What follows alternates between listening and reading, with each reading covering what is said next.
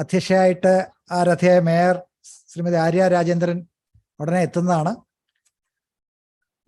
നമ്മുടെ ബഹുമാനപ്പെട്ട മന്ത്രിയും ഉടനെ, ബഹുമാനപ്പെട്ട കൊച്ചി മേയർ, അതുപോലെ തന്നെ പ്രസിഡന്റ് മേയർ ചേംബറിന്റെ അധ്യക്ഷൻ കൂടിയായിട്ടുള്ള ശ്രീ അഡ്വക്കേറ്റ് അനിൽകുമാറിനെ ക്ഷണിക്കുകയാണ്. ചെയർമാൻസ് ചേംബറിന്റെ അധ്യക്ഷനായിട്ടുള്ള കൃഷ്ണദാസാനെ ക്ഷണിക്കുകയാണ്. ഡോക്ടർ ജിജു പി അലക്സും അതുപോലെ തന്നെ ചീഫ് ടൗൺ പ്ലാനർ പ്ലാനിങ് LSCDയുടെ ശ്രീ പ്രശാന്തും സ്റ്റേജിലേക്ക് വരിക. നമുക്ക് പരിപാടി ആരംഭിക്കാം.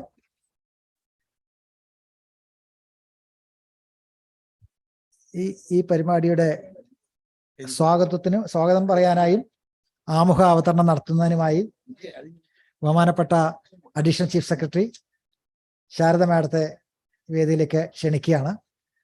നമുക്ക് സ്വാഗതവും ആമുഖ അവതരണവും എന്നാണ്.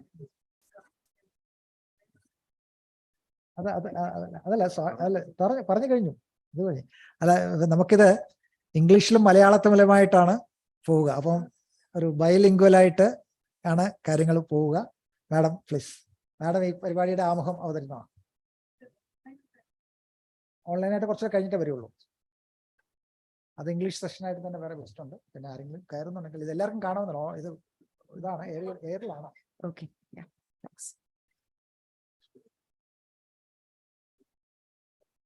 ഞാനല്ലല്ലോ ആടുന്നത്. പറയാൻ പറ്റില്ല. ആക്സിഡന്റ് കഴിഞ്ഞപ്പോ നല്ല വേർട്ടിഗോ ഉള്ളത് കൊണ്ടേ അതാണോ എന്നുള്ള സംശയമൊക്കെ ആയിക്കോട്ടെ. Anyway, so for urban policy dialoguesന്റെ ഒരു വളരെ ഇന്നോവേറ്റീവും വ്യത്യസ്തവും അതേ സമയത്ത് നമ്മളുടെ ഇപ്പോഴത്തെ സമയത്തിന് ഏറ്റവും അത്യാവശ്യമായിട്ടുള്ള ഒരു സീരീസ് ഡയലോഗ്സ് ആണ് ഈ കേരള urban ഡയലോഗ്സിൽ കൂടി ഉദ്ദേശിക്കുന്നത്. ഇന്ന് ഇന്ത്യയിലെ ഏറ്റവും അധികം വേഗതയിൽ urbanise ചെയ്യുന്ന സംസ്ഥാനമാണ് കേരളം. കേരളത്തിൻ്റെ നമ്മൾ റൂറൽ ഏരിയാസിൽ നിന്നും വിളിക്കുന്ന പല സ്ഥലങ്ങളും urbanആയി ആക്ച്വലി പരിണാമപ്പെട്ട് കഴിഞ്ഞിരിക്കുന്നു. എന്ന് മാത്രമല്ല, ഇപ്പോൾ ഇന്നലെയും ഒരു മീറ്റിംഗ് നടക്കുകയുണ്ടായി. ഹൈക്കോടതിയുടെ നിർദ്ദേശപ്രകാരം മെട്രോപൊളിറ്റൻ പ്ലാനിംഗ് കമ്മിറ്റി നിലവിൽ കൊണ്ടുവരുന്നതിനെ സംബന്ധിച്ച് എത്ര പേർക്ക് അറിയുമെന്നറിയില്ല. പക്ഷേ 1996 തന്നെ നമ്മൾ തിരുവനന്തപുരം, കൊച്ചി, കോഴിക്കോട് കോർപ്പറേഷൻസിനെ മെട്രോപോളിസസ് ആയിട്ട് കാണുകയും അവർക്കൊരു മെട്രോപൊളിറ്റൻ കമ്മിറ്റി ഏരിയ ഡിസൈൻ ചെയ്യുകയും ചെയ്തിരുന്നു. അന്ന് പിന്നെ അതിൻ്റെ നടപടിയായിട്ട് മുന്നോട്ട് പോയിട്ടുണ്ടായിരുന്നില്ല. പക്ഷെ ഇപ്പോൾ ഒരു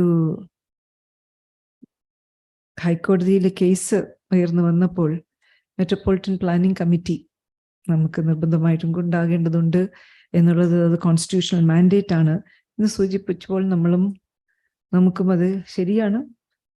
അപ്പോൾ ആ മെട്രോപൊളിറ്റൻ പ്ലാനിംഗ് കമ്മിറ്റി എന്നുള്ളത് എന്ത് ചെയ്യും, എങ്ങനെ ചെയ്യും എന്നുള്ളതിനെ കുറിച്ചിട്ടുള്ള ചർച്ചകൾ ഇപ്പോൾ നടന്നുകൊണ്ടിരിക്കുന്ന ഒരു കമ്മിറ്റി, എക്സ്പെർട്ട് കമ്മിറ്റി രൂപീകരിച്ചുകൊണ്ട് അവരുടെ നിർദ്ദേശം ലഭിച്ചിട്ട് വേണം നമുക്ക് ബാക്കി നടപടികളിലൊക്കെ നീക്കാൻ. അത് പറയുമ്പോൾ തന്നെ ഒരു മെട്രോപോളിസിന്റെ സ്വഭാവം എന്താണ്, കേരളത്തിൻ്റെ urbanization റിക്വയർമെന്റ് എന്താണ്? ഇന്ന് ഞാൻ തദ്ദേശ ഭരണത്തിൽ ഗ്രാമപഞ്ചായത്ത്, ബ്ലോക്ക്, ജില്ലാ പഞ്ചായത്ത്, നഗരസഭകൾ, കോർപ്പറേഷൻസ്, ഞാൻ ഈ പറഞ്ഞ ഓർഡറിലാണ് ഞങ്ങൾക്ക് എൻഗേജ് ചെയ്യാനായിട്ടുള്ള ഡിഫിക്കൽട്ടി. സംവിധാനങ്ങൾ എന്ന നിലയ്ക്ക്, സർക്കാരുകൾ എന്ന നിലയ്ക്ക് എന്തുകൊണ്ടാണ് ഡിഫിക്കൽട്ടി വരുന്നത് എന്ന് പറയുമ്പോഴത്തേക്കും ലാർജർ സംവിധാനം വളരുമ്പോൾ അതിൻ്റെ അകത്തുള്ള സങ്കീർണതയും വളരുന്നു. എന്താണ് അഡ്മിനിസ്ട്രേഷൻ്റെ, നമ്മൾ പ്രാദേശികമായിട്ടുള്ള ഭരണകൂടങ്ങളെ കൊണ്ട് ഉദ്ദേശിക്കുന്നതിനപ്പുറത്ത് ഒരു റീജിയണൽ ആയിട്ടുള്ള പ്രവർത്തനം കാഴ്ചവെക്കേണ്ടുന്ന തലത്തിലേക്ക് കോർപ്പറേഷൻസ് ഉയർന്നു കഴിഞ്ഞിരിക്കുന്നു. പക്ഷേ നമ്മൾ ഉണ്ടാക്കിയിരിക്കുന്ന സ്ട്രക്ചർ എന്ന് പറയുന്നത് പ്രാദേശികമായിട്ടുള്ള പ്രശ്നങ്ങൾക്ക് പരിഹാരം കാണുന്ന സംവിധാനമായിട്ടാണ്. So one of the issues that we were hoping to be able to tackle with this round of elected governments was the balkanization of plans. എന്താണ് ഈ ബാൽക്കനൈസേഷൻ കൊണ്ട് ഉദ്ദേശിക്കുന്നത്? ഇംഗ്ലീഷിലൊരു ചൊല്ലുണ്ട്, to miss sight of the woods for the trees എന്ന് പറയുമ്പോൾ നമ്മൾ കാട് കാണില്ല, അതിൽ ഓരോ മരത്തിനെ കാണുള്ളൂ. അതുകൊണ്ട് എന്താണ് പ്രശ്നം ഉണ്ടാകുന്നത്? ഒരു കാട്ടിൻ്റെ സ്വഭാവവും അതിൻ്റെ ആവശ്യവും ആ ഇക്കോസിസ്റ്റത്തിന് മൊത്തത്തിൽ കാണാൻ പറ്റാതെ പോകുന്നതിൻ്റെ ഒരു പ്രശ്നം. ഒരു നഗരസഭയിൽ നമ്മളിപ്പം ഖരമാലിന്യ നിർമ്മാർജ്ജനവും അതിൻ്റെ പ്രവർത്തനങ്ങളുമായിട്ട് മുന്നോട്ട് പോകുന്ന വലിയൊരു പ്രവർത്തനം നമ്മളിപ്പോൾ കാഴ്ചവെച്ചുകൊണ്ടിരിക്കുകയാണല്ലോ. And as part of that ഇങ്ങനെ പലരും പല നിർദ്ദേശങ്ങളും വരുന്നു, പല പ്രശ്നങ്ങളും സൂചിപ്പിക്കുന്നുണ്ട്.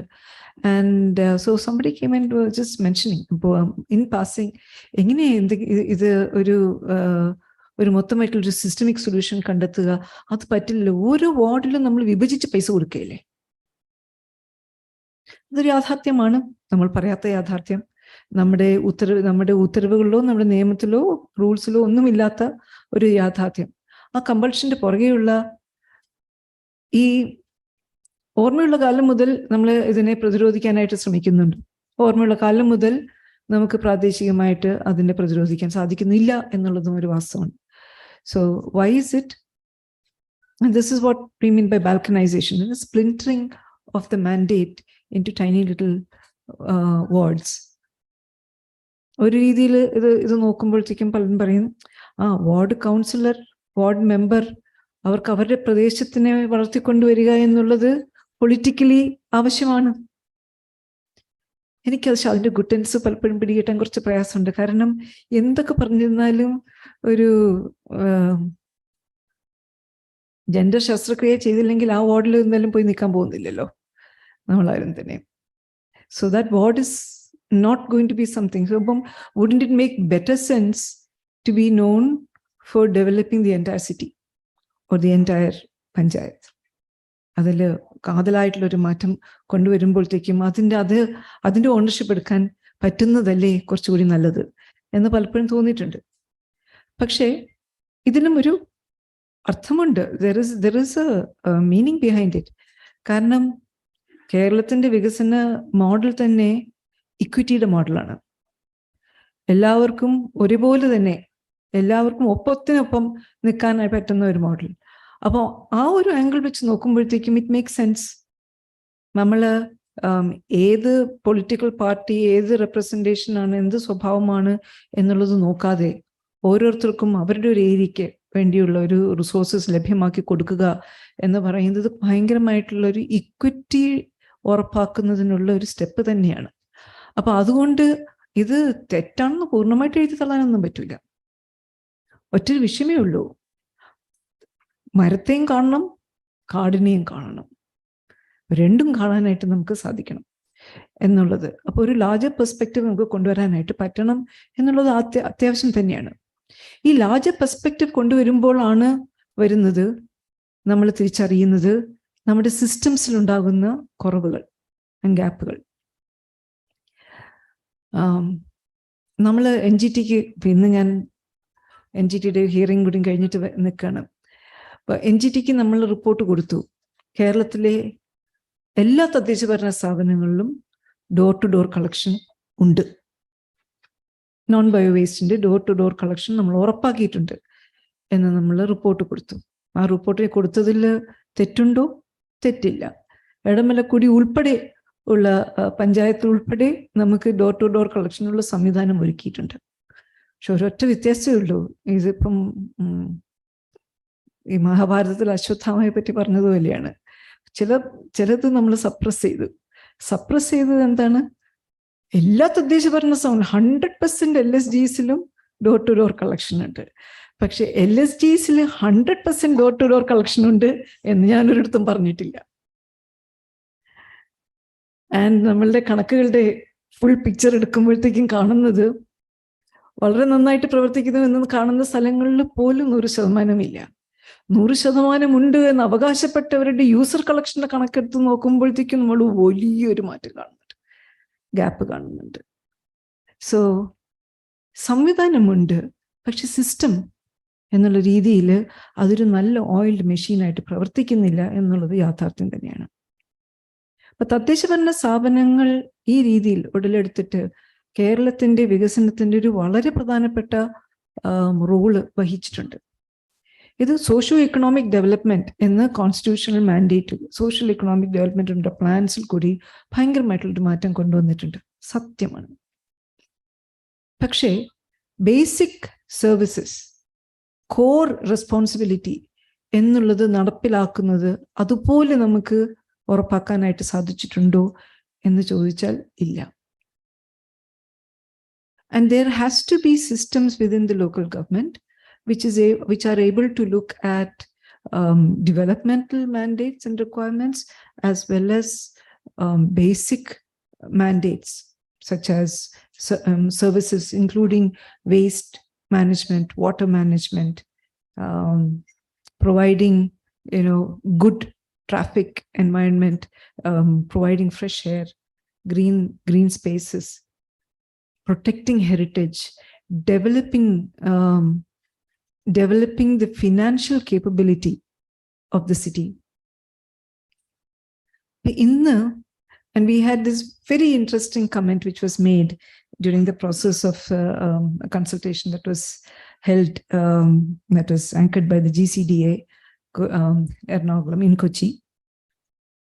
And this was made by Keshav Verma, who is chairman of the high-powered committee supporting the government of India. And he said Kochi. So the example he gave was Kochi, which was that it is a very rich city with a very poor government. And what happens when the government is poor? It is not able to invest in resources to improve the systems and the mandates that it needs to do. It is not able to think big. It also is completely dependent on state transfers and central transfers. ഈ state ട്രാൻസ്ഫറിന്റെയും central ട്രാൻസ്ഫറിന്റെ പ്രശ്നം എന്താണെന്ന് വെച്ചാൽ പിന്നെ സംസ്ഥാനം പറയുന്നതും കേന്ദ്ര സർക്കാർ പറയുന്നതും മാത്രമേ ചെയ്യാൻ പറ്റൂ, അവർ പറയുന്ന വിധത്തിലേ ചെയ്യാൻ പറ്റൂ. പക്ഷേ വികേന്ദ്രീകൃത ആസൂത്രണത്തിന്റെ പൊരുൾ എന്ന് പറയുന്നത് പ്രാദേശികമായിട്ടുള്ള ആവശ്യങ്ങൾക്ക് റെസ്പോണ്ട് ചെയ്യാനുള്ള കഴിവുണ്ടാകുക എന്നുള്ളതാണ്. So therefore, the system that we have created, while it was very good in pushing governments to perform in giving a very clear idea of what is the mandate and where is the mandate, what it has also done over time is take away the capability of functioning with autonomy, functioning independently, and of being able to control the local discourse in such a way that local issues determine elections. ഞാൻ ഇന്നേ വരെ ഒരു പഞ്ചായത്ത് ഒരു നഗരസഭയും waste മാനേജ്മെന്റിന്റെ quality ആസ്പദമാക്കി elect ചെയ്യപ്പെടാതിരിക്കുകയോ ചെയ്തതായിട്ട് അറിയില്ല. So people also don't recognize that the local government, that there is such a thing as a local government space which is completely unique to itself. It is high time that Kerala got there. നമ്മൾ എല്ലാത്തിലും we are ahead of the curve. And Kudumbashree is also celebrating its 25 years. And we were, 25 years is always time for introspection. One of the things we said that the reason for Kudumbashree surviving these 25 years is that it has been continually reinventing itself, continually looking at mistakes, correcting them, changing things, making complete paradigm shifts wherever needed and warranted. And that has helped Kudumbashree to keep with the times. So local governance in നമ്മുടെ ഇവിടെ agenda, we need resources, we need spatial planning. Yesterday we had met the governor, and And we were talking about the fort area. And the fact of the matter is, Trivandrum fort area should be one of the most visible landmarks of the city. It is completely hidden. ഞങ്ങൾ പഴമക്കാർക്ക് ഈ പഴയ ഒരു fort ഉണ്ടായിരുന്നതും ഉള്ളതും അതിൻ്റെ അകത്തുള്ള ഒരു വളരെ unique ആയിട്ടുള്ള ഒരു ഇക്കോസിസ്റ്റം ഇപ്പോഴും നിലനിൽക്കുന്നതും അറിയാം. Actually, it should be one of the main attractions of the city. But today, even the governor of the state is not aware of it. Why? Because it has been completely masked. It has been completely masked by unplanned development. And unplanned development in the പറയുമ്പോൾ ഇതിൻ്റെ ഒരു പ്രശ്നം വെച്ചാൽ ഈ unplanned ആയിട്ട് നിൽക്കുന്നവർക്കൊക്കെ പിന്നെ they become important stakeholders. Then they become agitators. And they do not allow decisions to be taken which have far-reaching implications. But there is always ways and means of finding solutions. Now, if we had resources, ഇപ്പോൾ unplanned ആയിട്ട് ഈ fort area completely mark ചെയ്തിരിക്കുന്നതിനെ മാറ്റിയിട്ട് planned ആയിട്ടോ ഒന്നുകിൽ high-rise ആയിട്ടോ അല്ലെങ്കിൽ ഡൽഹിയിൽ ചെയ്ത പോലെ പാലിക ബസാറിന്റെ രീതിയിൽ അണ്ടർഗ്രൗണ്ട് ആയിട്ടോ, and you can restore that space to its original, not to its original, to a semblance of its original, but bringing in modern amenities and spaces. The way the Smart Mission Kochi has done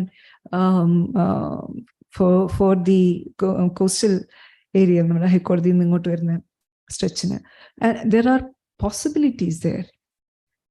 Every city needs to have its own identity. It needs to be proud of itself.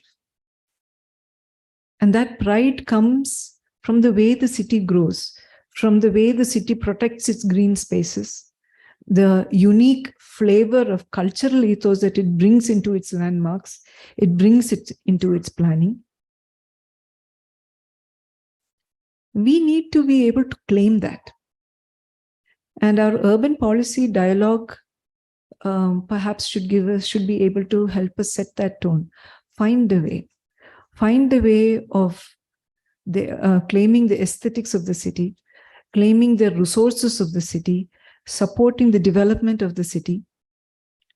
We need to think in terms of what happens when cities get so big that they start abutting each other, like the metropolitan areas. Or for that matter, Guruvayur and Chavakkad and Kundankulam. മൂന്നും കൂടെ ചേർന്നിട്ട് where does one end and the other begin എന്നുള്ളത് നമുക്കറിയില്ല. So the actual urban space is much bigger than an individual entity space. So it would also require that the amenities and the pressure that is coming on the system would be something which will reverberate in the other areas as well. So we need to deal with that. We need to deal with how cities will be growing. We also need to deal with the fact that climate change is here to come, here to stay.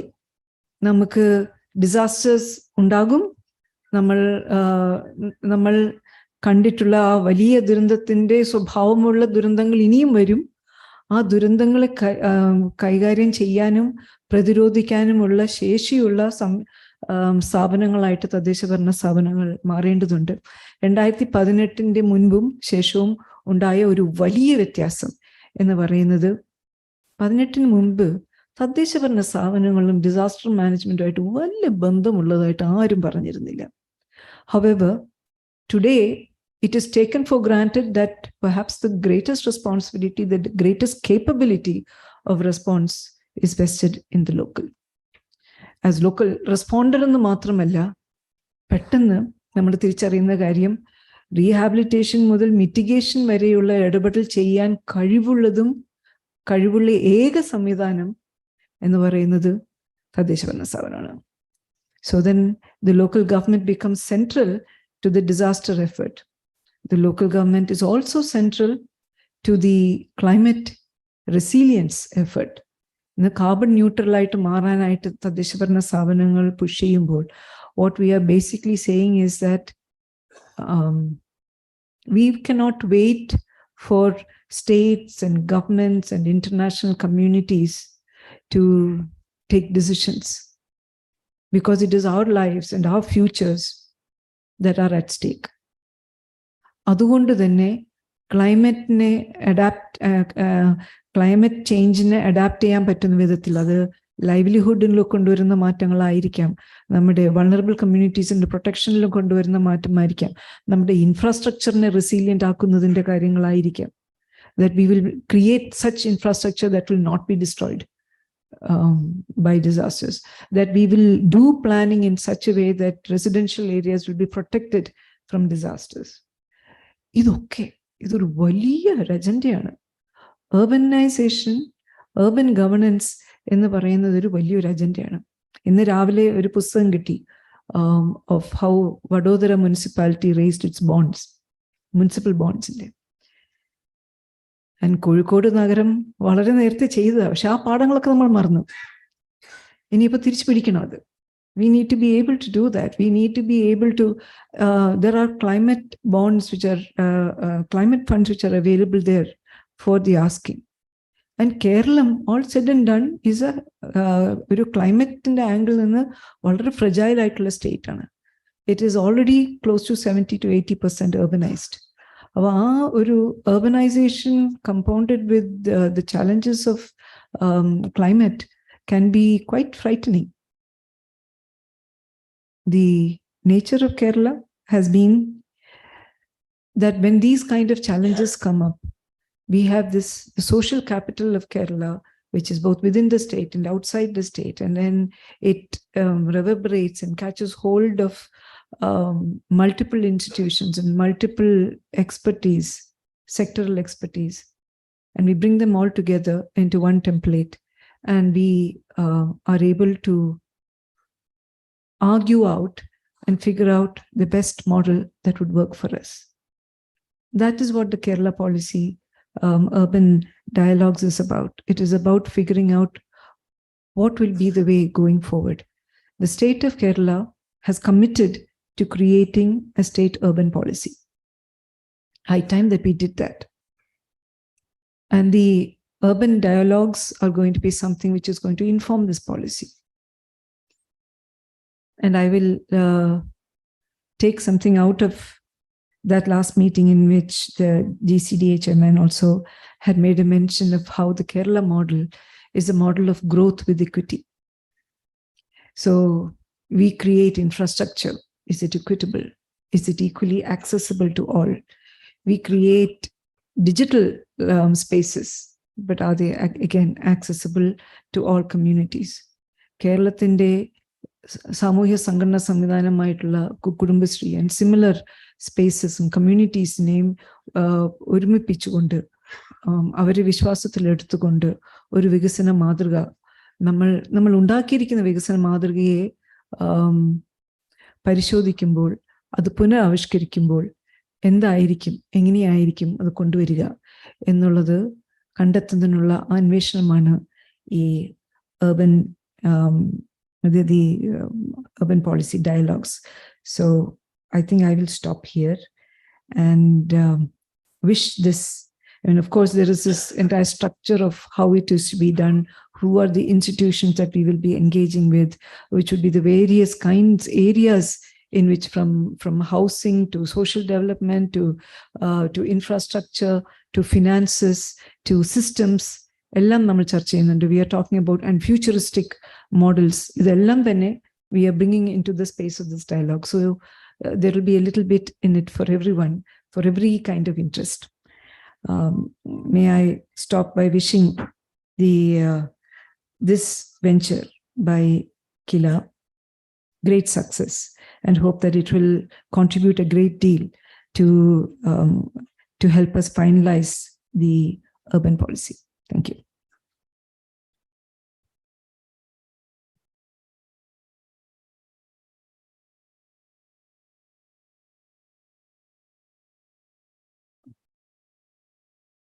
Thank you madam. ബഹുമാനപ്പെട്ട മന്ത്രി ഉടനെ തന്നെ എത്തും. ഇന്ന് ഒരുപാട് പരിപാടികളുടെ ഉദ്ഘാടനം നടക്കുന്ന ദിവസമാണ്. ഇത് കഴിഞ്ഞാലും 2 3 പരിപാടികളിൽ മന്ത്രിയും നിങ്ങൾ പലരും പങ്കെടുക്കേണ്ടതുണ്ടെന്ന് എനിക്കറിയാം. അപ്പോൾ ഇവിടെ വരെ നമ്മൾ എങ്ങനെ എത്തി എന്നും ഇനി എങ്ങോട്ടൊന്നും മാത്രം ഞാൻ സൂചിപ്പിക്കുകയാണ്. അതിനകത്ത് ഏറ്റവും പ്രധാനമെന്ന് പറയുന്നത് 2016 ശ്രീ പിണറായി വിജയൻ നേതൃത്വം നൽകുന്ന സർക്കാർ അധികാരത്തിൽ വന്നപ്പോൾ നവകേരളം എന്ന നിലയിലേക്ക് ആശയം അവതരിപ്പിക്കുകയുണ്ടായി. അതിൽ 2017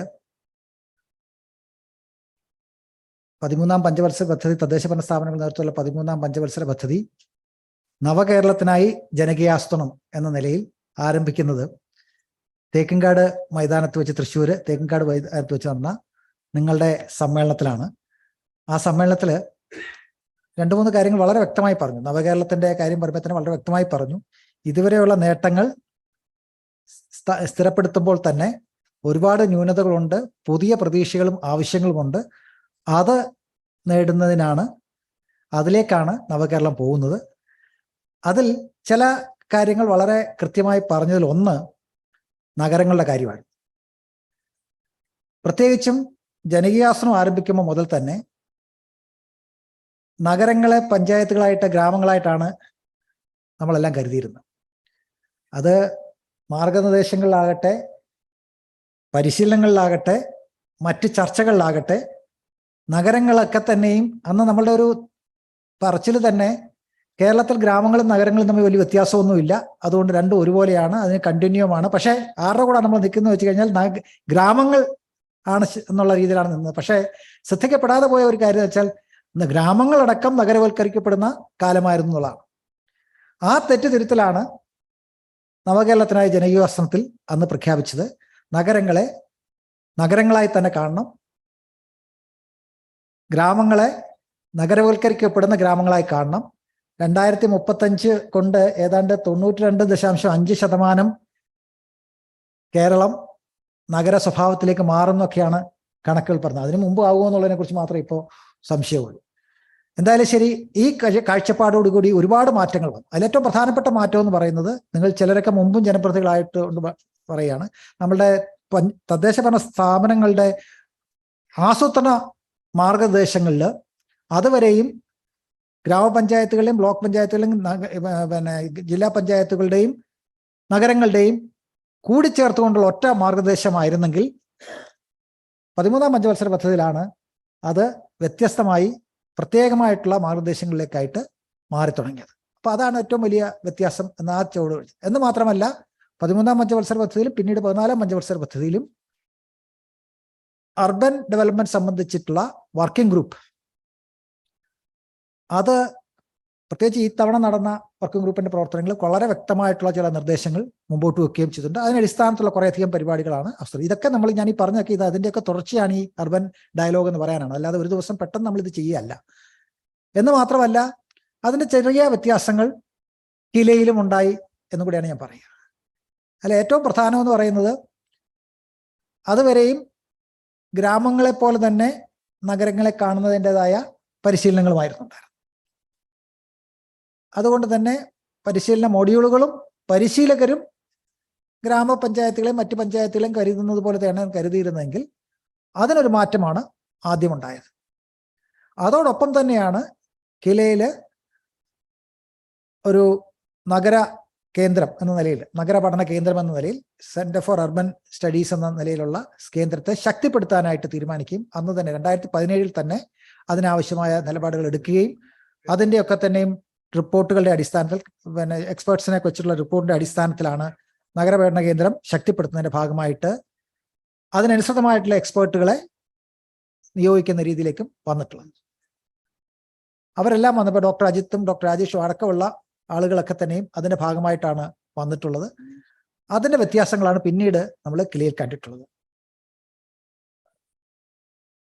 അപ്പോൾ അതിലെ ചില കാര്യങ്ങൾ ഞാൻ സൂചിപ്പിക്കാം, എങ്ങനെയാണ് മാറ്റങ്ങൾ ഉണ്ടായിരിക്കുമെന്ന് വെച്ചാൽ. ഒന്ന്, നമ്മൾ പോളിസി തലത്തിൽ, കാരണം വെച്ചാൽ ഇത് പരിശീലനം മാത്രമല്ല നമുക്ക് വേണ്ടത്. ഈ പോളിസി തലത്തിൽ തന്നെ, ഇപ്പൊ മാഡം സൂചിപ്പിച്ച പോളിസി തലത്തിൽ തന്നെ ഉണ്ടാവേണ്ട ഒരുപാട് കാര്യങ്ങളുണ്ട്. അതിലൊന്ന് കേരള അർബൻ പോളിസിയിലേക്കുള്ള മാറ്റം, അതിനെക്കുറിച്ചുള്ളതാണ്. പിന്നെ ഒന്നുള്ളത് കേരള അർബൻ ഒബ്സർവേറ്ററി എന്ന നിലയിൽ, അതായത് നമുക്ക് സ്പേഷ്യലായിട്ടും അല്ലാതെയുമുള്ള വിവരം, ഡേറ്റ അത് തദ്ദേശഭരണ സ്ഥാപനങ്ങൾക്ക് നഗരങ്ങൾക്ക് എത്തിക്കുന്നതിന് വേണ്ടിയുള്ള ഒരു സംവിധാനം ഒരുക്കുക എന്നുള്ളതാണ്. എല്ലാ തരത്തിലുമുള്ള സംവിധാനം ഒരുക്കുക എന്നുള്ളതാണ് മറ്റൊന്ന്. അതുപോലെ തന്നെ വരാൻ പോകുന്നത് നമ്മുടെ കൊച്ചി മേയർ നേതൃത്വം നൽകുന്ന കേരള അർബൻ ഫോറം, അതാണ് നമ്മൾ ഇനി അടുത്ത ഘട്ടത്തിലേക്ക് പോകുമ്പോഴേക്കും ഉണ്ടാകുക. പിന്നുള്ളത് നമ്മളുടെ അർബൻ ഡയലോഗ് എന്ന സീരീസ് ഇവിടെ ആരംഭിക്കുകയാണ്. ഞാൻ അതിനൊക്കെ അവസാനം വരാം. പക്ഷേ ഇതിനോടൊപ്പം തന്നെ വേറെ ചില പ്രവർത്തനങ്ങളും നടന്നിട്ടുണ്ട്. ഇവിടെ നമ്മുടെ മേയർമാരിൽ 3 മേയർമാർ ഇപ്പം തന്നെ ഞാൻ ഇവിടെ ഉണ്ടാവും എന്നാണ് എൻ്റെ പ്രതീക്ഷ. അപ്പോൾ അതിൽ ഓരോ സിറ്റിയും പ്രധാനപ്പെട്ട ഊന്നൽ നൽകുന്ന മേഖലകളായിട്ട് ഇവിടെ സൂചിപ്പിച്ചതിൽ ഒന്ന് തിരുവനന്തപുരം സിറ്റി ഓഫ് പീസ് എന്ന നിലയിൽ, കൊല്ലം ബയോഡൈവേഴ്സിറ്റിയുടെ കൊച്ചിയിൽ സിറ്റി ഓഫ് ഡിസൈൻ എന്ന നിലയിൽ, തൃശ്ശൂരിൽ ലേണിംഗ് സിറ്റി എന്ന നിലയിൽ, കോഴിക്കോട് സിറ്റി ഓഫ് ലിറ്ററേച്ചർ എന്ന നിലയിൽ, Kannur folk arts and crafts എന്ന നിലയിൽ വിവിധ അന്തർദേശീയ ഏജൻസികളോടൊപ്പം ചേർന്ന്, പ്രത്യേകിച്ചും UN ഏജൻസി, ഐക്യരാഷ്ട്രസഭയുമായിട്ട് വിവിധ ഏജൻസികളോടൊപ്പം ചേർന്നിട്ടുള്ള പ്രവർത്തനങ്ങളിലേക്ക് പോവുകയാണ്. അതൊരുപക്ഷെ കേരളത്തിലെ നഗരങ്ങളുടെ ചരിത്രത്തിൽ വലിയ മാറ്റമാണ്, ആഗോളതലത്തിലും ദേശീയ തലത്തിലും ഒക്കെ. അതിൽ സിറ്റി ഓഫ് ലേണിംഗ് സിറ്റി എന്ന നിലയിൽ യുനെസ്കോയുടെ അംഗീകാരം ഇതിനകം തന്നെ നമ്മുടെ തൃശ്ശൂർ കോർപ്പറേഷന് ലഭിക്കുകയുണ്ടായിട്ടുണ്ട്. അതുപോലെ ഇതിന്റെ ഭാഗമായി കിലയും കൂടെ സഹകരിച്ചുകൊണ്ട് കൊച്ചിയിൽ നമ്മളുടെ mayors commission for sustainable Kochi എന്ന ഇനിഷ്യേറ്റീവ് നടക്കുന്നുണ്ട്. അതിന്റെ ആരംഭിച്ചു. അവിടെയൊക്കെ നമ്മൾ ശ്രദ്ധിക്കേണ്ട കാര്യം എന്ന് വെച്ചാൽ, നമ്മൾ ചുറ്റുവട്ടമുള്ളവർ കൂടിയിരുന്നുള്ള കാര്യങ്ങളെക്കുറിച്ചല്ല, മറിച്ച് നിരവധി സാങ്കേതിക വൈദഗ്ധ്യമുള്ള ഏജൻസികളെ മുഴുവൻ, അല്ലാതെ കിലയിലിരിക്കുന്ന ഫാക്കൽറ്റിയും റിസോഴ്സ് പേഴ്സൺസ് എന്ന നിലയിലല്ല, പുതിയ വിവരങ്ങൾ കണ്ടെത്താൻ കഴിയുന്ന ഏജൻസികളുമായിട്ടുള്ള വലിയൊരു പ്രവർത്തനമാണ് ഇവിടെ നടക്കുന്നത്. അതുപോലെ തന്നെ മേയർമാർക്ക് എല്ലാവർക്കും അറിയാം, കോർപ്പറേഷനുള്ളവർക്കറിയാം, നമ്മുടെ ഓരോ കോർപ്പറേഷനിലും ഒരു round mayors SDG fellowship programme എന്ന നിലയിൽ പ്ലാനിങ് പഠിച്ചുകൊണ്ടിരിക്കുന്ന അതിൻ്റെ ഫൈനൽ സ്റ്റേജിലെത്തുള്ള വിദ്യാർത്ഥിനികൾക്കായിട്ടുള്ള പ്രോഗ്രാം ഇവിടെ മാസങ്ങൾ നീണ്ടു നിൽക്കുന്ന അവരുടെ പ്രവർത്തനം, അത് ദേശീയ തലത്തിലും അന്തർദേശീയ തലത്തിലുമുള്ളവരടക്കം വന്ന് ചേരുന്ന പ്രവർത്തനം ഉണ്ടായിട്ടുണ്ട്. ഞാൻ പരിശീലനങ്ങളിലേക്ക് ഞാനിപ്പോൾ അവിടെ സൂചിപ്പിച്ചു. അർബൻ ലീഡർഷിപ്പ് പ്രോഗ്രാം ഉണ്ട്. ഞാൻ 1 മിനിറ്റ് കൂടെ എടുത്തിട്ട് നിർത്തും. അപ്പോൾ അതിൽ തന്നെ ഇവിടെ മാഡം ഇവിടെ സൂചിപ്പിച്ചു തുടങ്ങിയ കാര്യങ്ങളാണ്. പുതിയ മേഖലകൾ, പ്രത്യേകിച്ചും അർബൻ രംഗത്തെ വികസനത്തിലെ പുതിയ മേഖലകളെ കുറിച്ച് ആലോചിക്കേണ്ടി വരും.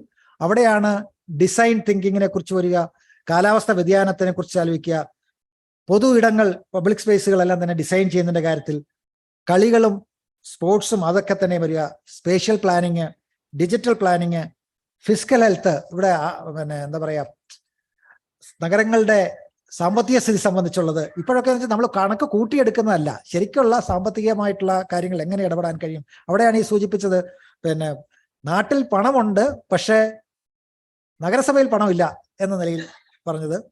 അങ്ങനെ നിരവധി പുതിയ കാര്യങ്ങൾ. ഞാൻ തന്നെ പലപ്പോഴും ഈ പരിപാടിയിലേക്ക് പോയിട്ടില്ലെങ്കിൽ നമുക്ക് ഇതാണ് ഉള്ളതാണ്.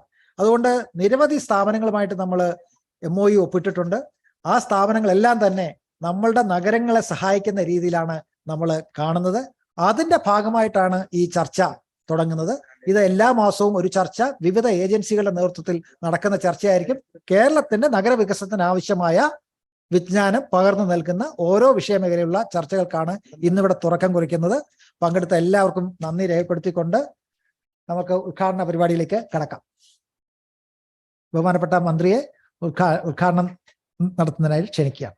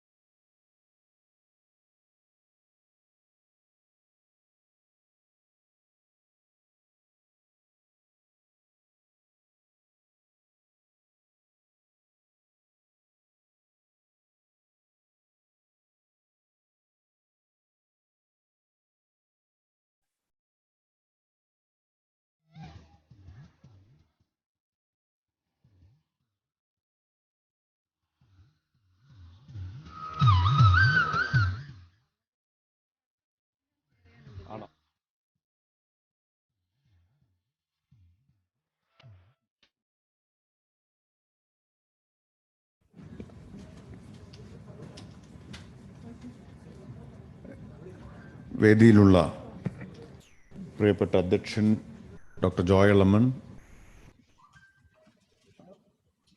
മേയർമാരായ Shrimati Arya Rajendran, Shri M Anilkumar, planning board അംഗം ശ്രീ ജിജു പി അലക്സ്, നഗരസഭാ ചെയർമാൻ ചേംബർ അധ്യക്ഷൻ Shri Krishnadas, principal secretary doctor Sharmila Mary Joseph IAS തുടങ്ങി വേദിയിലും സദസ്സിലുമുള്ള ബഹുമാന്യരെ, പ്രിയപ്പെട്ടവരെ, കേരള അർബൻ ഡയലോഗ് സീരീസ് ഉദ്ഘാടനം ചെയ്തതായി വളരെ സന്തോഷത്തോടു കൂടി അറിയിക്കുകയാണ്. ഒരു നീണ്ട ഉദ്ഘാടന പ്രസംഗത്തിന് ഞാൻ മുതിരുന്നില്ല. കാരണം കുടുംബശ്രീയുടെ 25ാം വാർഷിക സമാപനത്തിന് എത്തേണ്ടതുണ്ട്. 3:30 മണിക്കാണ് ബഹുമാനപ്പെട്ട മുഖ്യമന്ത്രി അവിടെ എത്തിച്ചേരുന്നത്. അപ്പോൾ വിശദമായ പ്രസംഗത്തിനൊന്നും മുതിരുന്നില്ല. പ്രസംഗങ്ങൾ ഇവിടെ ധാരാളം നടന്നു കഴിഞ്ഞിട്ടുണ്ട് എന്നാണ് ഞാൻ വിചാരിക്കുന്നത്. ഇനിയും പ്രസംഗത്തിന് കുറവുണ്ടാവാൻ ഇടയില്ല. ആളുകൾ വേദിയിൽ ധാരാളം പേരുണ്ട്, വിദഗ്ധരായിട്ടുള്ള ആളുകളുണ്ട്. ഈ അർബൻ ഡയലോഗ് സീരീസ് നമ്മൾ ആരംഭിക്കുന്നത് കേരളത്തിലെ നഗരവൽക്കരണവുമായി ബന്ധപ്പെട്ട പ്രശ്നങ്ങൾ സൂക്ഷ്മമായും സമഗ്രമായും അഭിസംബോധന ചെയ്യുന്നതിന് ഉദ്ദേശിച്ചുകൊണ്ടാണ്. അതിവേഗത്തിൽ നഗരവൽക്കരിക്കപ്പെട്ടുകൊണ്ടിരിക്കുന്ന ഒരു സംസ്ഥാനമാണ് കേരളം. കേരളത്തെ പലരും കണക്കാക്കുന്നത് ഒരൊറ്റ നഗരം എന്ന നിലയിലാണ്. കേരളത്തിലെ നഗരവൽക്കരണത്തിന് ചില പ്രത്യേകതകളുണ്ട്. അതൊരു ആസൂത്രിതമായ നിലയിൽ നടക്കുന്ന ഒന്നല്ല. അത് 4 വാർഡും പടരുന്ന നഗരമാണ് കേരളത്തിലേത് എന്നതാണ്. നഗരവൽക്കരണം അതിൻ്റെ വഴിക്ക് സംഭവിക്കുകയാണ്. അതിനൊരു ദിശാബോധം നൽകാനോ അതിനെ ആസൂത്രിതമായിട്ട് വഴിതിരിച്ചു വിടാനോ ഒന്നും നമുക്ക് ഇതുവരെ കഴിഞ്ഞിട്ടില്ല. ഇപ്പോഴത്തെ നഗരവൽക്കരണത്തിൻ്റെ തോതനുസരിച്ച് 2035 ആവുമ്പോൾ 92.8% ജനങ്ങൾ കേരളത്തിൽ നഗരവാസികളാവും എന്നാണ് കണക്കുകൾ കാണിക്കുന്നത്. ഇപ്പോൾ 4.58% കേരളത്തിലെ ജനസംഖ്യയുടെ ദശവാർഷിക വളർച്ചാ നിരക്ക്. അത് ആഗോള വളർച്ചാ നിരക്കിൻ്റെ, ദേശീയ നഗരജനസംഖ്യാ വളർച്ചാ നിരക്കിൻ്റെയും ഏതാണ്ട് ഇരട്ടിയാണ്. അത്ര വേഗത്തിലാണ് കേരളത്തിലെ നഗരവൽക്കരണം നടന്നുകൊണ്ടിരിക്കുന്നത്. ഞാൻ നേരത്തെ പറഞ്ഞതുപോലെ പ്രത്യേകത എന്താന്ന് വെച്ചാൽ, നഗരം എവിടെ തുടങ്ങുന്നു, എവിടെ അവസാനിക്കുന്നു, എവിടെ ഗ്രാമം തുടങ്ങുന്നു അവസാനിക്കുന്നു എന്നൊന്നും കാണാൻ പറ്റാത്ത തരത്തിലുള്ള ഒരു നഗരവൽക്കരണമാണ് കേരളത്തിൽ നടന്നുകൊണ്ടിരിക്കുന്നത്. നഗരവും ഗ്രാമവും ഒക്കെ ഇടകലർന്നാണ് കിടക്കുന്നത്. അതുകൊണ്ട് തന്നെ കവി പണ്ട് പാടിയതിന് ഇപ്പോൾ വലിയ പ്രാധാന്യമില്ല. നാട്ടിൻപുറം നന്മകളാൽ സമൃദ്ധം, നാട്യപ്രധാനം നഗരം എന്ന് പറയുന്നതിന് ഇപ്പോൾ വലിയ പ്രത്യേകതയൊന്നുമില്ല. അതിൽ നിന്ന് കേരളം വലിയ തോതിൽ മാറി. അങ്ങനെ ഒരു കൃത്യമായ വിഭജനം, നാട്ടിൻപുറം നഗരം എന്നുള്ള വിഭജനം കേരളത്തിൽ അസാധ്യമാണ്. അപ്പോൾ ഈ നഗരവൽക്കരണത്തെ നമ്മൾ ഇതുവരെ വേണ്ടതുപോലെ അഭിസംബോധന ചെയ്തിട്ടില്ല. അതൊരു സ്വാഭാവിക പ്രക്രിയ എന്ന നിലയിൽ സംഭവിച്ചു പോയി എന്നതല്ലാതെ നമ്മൾ അഭിസംബോധന ചെയ്തിട്ടില്ല. ഇപ്പോൾ ആദ്യമായി ഒരു സർക്കാർ നഗരവൽക്കരണം എന്ന മൂർത്ത യാഥാർത്ഥ്യത്തെ അഭിസംബോധന ചെയ്യാൻ ശ്രമിക്കുകയാണ്. അതിൻ്റെ ഭാഗമായി നമുക്കൊരു സമഗ്രമായ നഗരവികസന നയമുണ്ടാവേണ്ടതുണ്ട് എന്ന് സർക്കാർ കാണുന്നു. ആ നഗരവികസന നയം ആവിഷ്കരിക്കുന്നതിനായി ഒരു അർബൻ കമ്മീഷൻ രൂപീകരിക്കാൻ സംസ്ഥാന സർക്കാർ തീരുമാനിച്ചു കഴിഞ്ഞിട്ടുണ്ട്. അധികം വൈകാതെ തന്നെ ആ അർബൻ കമ്മീഷന്റെ ഉത്തരവ് പുറത്തിറങ്ങും എന്നാണ് വിചാരിക്കുന്നത്. ലോകത്താകെയുള്ള വിദഗ്ധരെ, ലോകത്തും ഇന്ത്യക്കകത്തുമുള്ള വിദഗ്ധരെ ഉൾപ്പെടുത്തിക്കൊണ്ടുള്ള ഒരു അർബൻ കമ്മീഷനാണ് സംസ്ഥാന സർക്കാർ രൂപീകരിക്കാൻ പോകുന്നത്. ആ കമ്മീഷൻ നഗര വികസന നയം വിശദമായ ചർച്ചകളിലൂടെ രൂപപ്പെടുത്തും. എല്ലാ സ്റ്റേക്ക് ഹോൾഡേഴ്സുമായും ചർച്ച നടത്തി ഒരു സമഗ്രമായ നയം ആവിഷ്കരിക്കുന്ന ഇന്ത്യയിലെ ആദ്യത്തെ സംസ്ഥാനമായി കേരളം മാറാൻ പോവുകയാണ്. അപ്പം അതിൻ്റെ ഭാഗമായിട്ടാണ് അർബൻ ഡയലോഗ്സ് എന്ന പേരിൽ കില ഇങ്ങനെ ഒരു പ്ലാറ്റ്ഫോം ആരംഭിക്കുന്നത്. ആഗോള സ്വഭാവമുള്ള ഒരു വേദിയിൽ രാജ്യത്തിനകത്തും പുറത്തുമുള്ള വിദഗ്ധരെ പങ്കെടുപ്പിച്ചുകൊണ്ട് നഗരവൽക്കരണവുമായി ബന്ധപ്പെട്ട പ്രശ്നങ്ങൾ ചർച്ച ചെയ്യുക എന്നതാണ് അർബൻ ഡയലോഗ്സ് എന്ന ഈ പ്ലാറ്റ്ഫോമിൻ്റെ ഉദ്ദേശം. ഇതിൽ ഉയർന്നു വരുന്ന അഭിപ്രായങ്ങൾ, ആശയങ്ങൾ, നിർദ്ദേശങ്ങൾ ഇതെല്ലാം സമാഹരിച്ചുകൊണ്ട് നമ്മുടെ നഗരവികസന നയത്തെ രൂപപ്പെടുത്തണം എന്നതാണ് സർക്കാർ ഉദ്ദേശിക്കുന്നത്. ലോകബാങ്ക് അടക്കം 10ഓളം ആഗോളതലത്തിലുള്ള ഏജൻസികളും സംഘടനകളും ഈ പ്രക്രിയയിൽ പങ്കാളികളാവും എന്നും കണക്കാക്കപ്പെടുന്നു. രാജ്യത്തിനകത്തുള്ള പ്രമുഖ സ്ഥാപനങ്ങൾ അക്കാദമിക് പങ്കാളികളാവും എന്നാണ് കണക്കാക്കുന്നത്. കേരളവുമായി ബന്ധപ്പെട്ട വിവിധ പ്രശ്നങ്ങൾ പരിഹരിക്കുന്നതിന് ഇപ്പോൾ തന്നെ ലോകബാങ്കുമായി സഹകരണമുണ്ട്. റീബിൽഡ് കേരള ഇനീഷ്യേറ്റീവിന് ലോകബാങ്കിൻ്റെ സഹായമുണ്ട്. കേരള സോളിഡ് വേസ്റ്റ് മാനേജ്മെന്റ് പ്രോജക്റ്റിന് ലോകബാങ്കിൻ്റെ സഹായമുണ്ട്. അത് സംബന്ധിച്ച് കഴിഞ്ഞ ദിവസവും ലോകബാങ്കിൻ്റെ വൈസ് പ്രസിഡന്റ് ഉൾപ്പെടെയുള്ള കൺട്രി ഡയറക്ടർ ഉൾപ്പെടെയുള്ളവരുമായി ചർച്ചകൾ നടന്നിരുന്നു. ആ സഹകരണവും സഹായവും ശക്തിപ്പെടുത്തുന്നതിനെക്കുറിച്ചുള്ള ചർച്ചകൾ നടന്നിരുന്നു. ലോകബാങ്ക് മാത്രമല്ല, മറ്റ് ഏജൻസികളും ആഗോളതലത്തിൽ തന്നെയുള്ള പല ഏജൻസികളും ഇക്കാര്യത്തിൽ നമ്മളുമായിട്ട് സഹകരിക്കുന്നുണ്ട്. അപ്പം ഇങ്ങനെ സഹകരിക്കുന്ന മുഴുവൻ ഏജൻസികളോടുള്ള നന്ദി ഈ സന്ദർഭത്തിൽ രേഖപ്പെടുത്തുകയാണ്. നഗരവൽക്കരണവുമായി ബന്ധപ്പെട്ട വിഷയങ്ങൾ ഇതുപോലെ വിദഗ്ധർ, അക്കാദമിക് പണ്ഡിതന്മാർ, പിന്നെ ആഗോളതലത്തിലുള്ള ഏജൻസികൾ അവരുടെ മാത്രം പങ്കാളിത്തത്തോടെ രൂപപ്പെടുത്തണം എന്നതല്ല സർക്കാർ ആഗ്രഹിക്കുന്നത്. അത് ബന്ധപ്പെട്ട എല്ലാവരുടെയും പങ്കാളിത്തത്തോടുകൂടി സാധാരണ ജനങ്ങൾ, ജനപ്രതിനിധികൾ, നഗരഭരണത്തിന് നേതൃത്വം കൊടുക്കുന്നവർ തുടങ്ങി എല്ലാവരുടെയും അനുഭവങ്ങൾ, ആശയങ്ങൾ ഇവ കൈമാറ്റം ചെയ്യുന്നതിലൂടെ ഈ നഗരവികസന നയം രൂപപ്പെടുത്തണം, ഈ പ്രശ്നങ്ങൾ പരിഹരിക്കാൻ കഴിയണമെന്നാണ് സർക്കാരിൻ്റെ നിലപാട്. എന്നാലും ഒരു സംഘം വിദഗ്ധന്മാർ ഇരുന്ന് തയ്യാറാക്കേണ്ട ഒരു നയമാണ് എന്ന് സർക്കാർ കണക്കാക്കുന്നില്ല. വിദഗ്ധരുടെ സേവനം, അവരുടെ വൈദഗ്ധ്യം, അവരുടെ സവിശേഷമായിട്ടുള്ള ജ്ഞാനം ഇതെല്ലാം നമുക്ക് ഉപയോഗപ്പെടുത്തണം. അതോടൊപ്പം പ്രധാനമാണ് ജനപ്രതിനിധികൾ, അതുപോലുള്ള താഴെത്തലത്തിൽ പ്രവർത്തിക്കുന്ന വിവിധ ഏജൻസികൾ, ഇവരുടെ എല്ലാം അനുഭവങ്ങളും ഉപയോഗപ്പെടുത്തുക. രണ്ടിൻ്റെയും അടിസ്ഥാനത്തിലായിരിക്കണം നഗരവികസന നയം ആവിഷ്കരിക്കേണ്ടത് എന്നതാണ് സർക്കാർ കണക്കാക്കുന്നത്. ഒരുപാട് പുതിയ സങ്കീർണമായിട്ടുള്ള പ്രശ്നങ്ങൾ ഇന്ന് ഉയർന്നു വരുന്നുണ്ട് നഗരവൽക്കരണവുമായി ബന്ധപ്പെട്ട്. കാലാവസ്ഥാ വ്യതിയാനത്തിൻ്റെ പ്രശ്നമുണ്ട്, അതുപോലെ പകർച്ചവ്യാധികൾ ഉയർത്തുന്ന പ്രശ്നമുണ്ട്, മാലിന്യ സംസ്കരണത്തിൻ്റെ പ്രശ്നം വരുന്നുണ്ട്, ഹൗസിംഗ് ഒരു പ്രധാനപ്പെട്ട പ്രശ്നമായിട്ട് വരുന്നുണ്ട്. അങ്ങനെ ധാരാളം, ഞാൻ ഓരോന്നിൻ്റെയും വിശദാംശങ്ങളിലേക്കൊന്നും പോകുന്നില്ല. നൂറ്റാണ്ടിലെ ഏറ്റവും വലിയ പ്രളയം 2018 നമ്മൾ നേരിട്ടു. 2019 ഏതാണ്ട് അതിൻ്റെ ഒരു തനിയാവർത്തനം ഉണ്ടാവുകയുണ്ടായി. പിന്നീട് കോവിഡ് വന്നു. ഇതിനെല്ലാം ഒരു നഗരവൽക്കരണത്തിൻ്റെതായ ഇമ്പാക്റ്റ്, സവിശേഷമായിട്ടുള്ള ഇമ്പാക്റ്റ് ഉണ്ട്. അത് പ്രളയത്തിൻ്റെ കാര്യത്തിലുണ്ട്. പല നഗരങ്ങളെയും അത് വലിയ തോതിൽ ബാധിച്ചു എന്ന് നമ്മൾ കാണണം. അത് ബാധിക്കുന്നതിൻ്റെയാക്കിയിട്ടുള്ള സവിശേഷമായ കാരണങ്ങളൊക്കെ ഉണ്ട്. അതെല്ലാം ഇവിടെ ചർച്ചയിൽ വരും എന്നാണ് വിചാരിക്കുന്നത്. അതുപോലെ തന്നെ ഇപ്പോൾ കോവിഡ് വന്നപ്പോൾ അതിനും കേരളത്തിൻ്റെ ഒരു ലോകവുമായിട്ടുള്ള വിനിമയത്തിൻ്റെ ഒരു തലം കൂടി കോവിഡ്, ഇന്ത്യയിൽ ആദ്യമായിട്ട് കോവിഡ് സ്ഥിരീകരിക്കപ്പെട്ടത് കേരളത്തിലാണ്.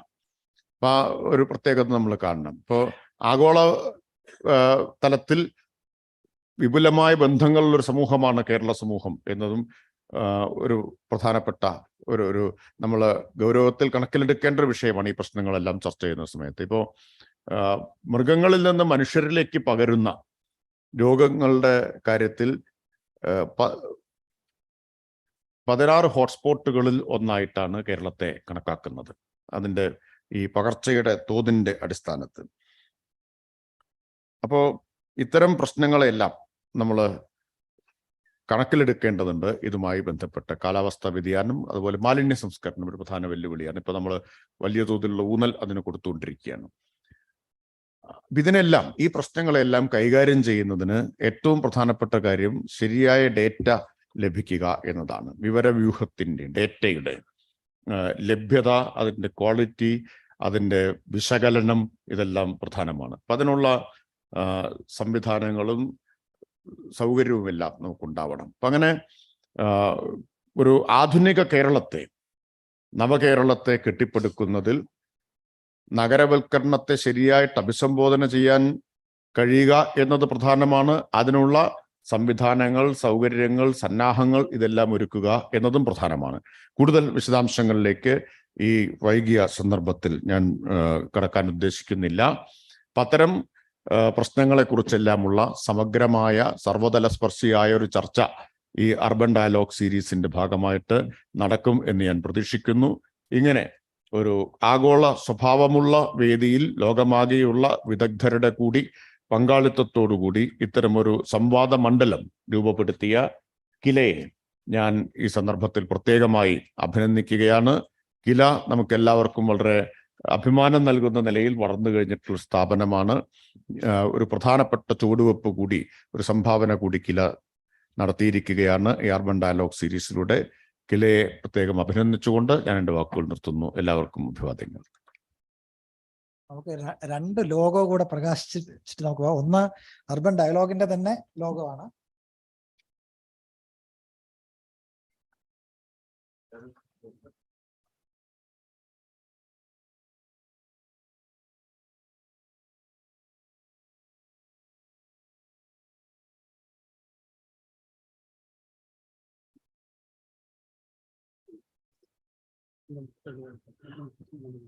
അടുത്തതായിട്ട് മാലിന്യമുക്തം നവകേരളത്തിന്റെ ലോഗോ ആണ്.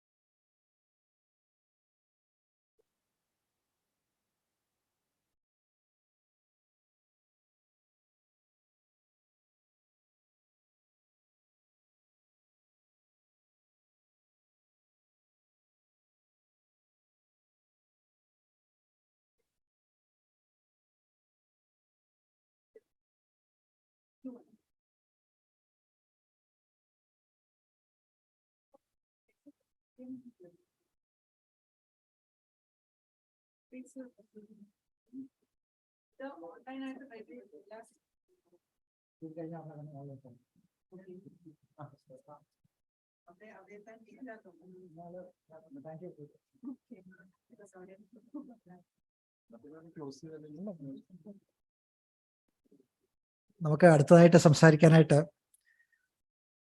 മേയർമാരുടെ ചേംബറിന്റെ പ്രസിഡന്റായിട്ടുള്ള അഡ്വക്കേറ്റ് എം അനിൽകുമാറിനെ, ബഹുമാനപ്പെട്ട കൊച്ചി മേയറെ ക്ഷണിക്കുകയാണ്.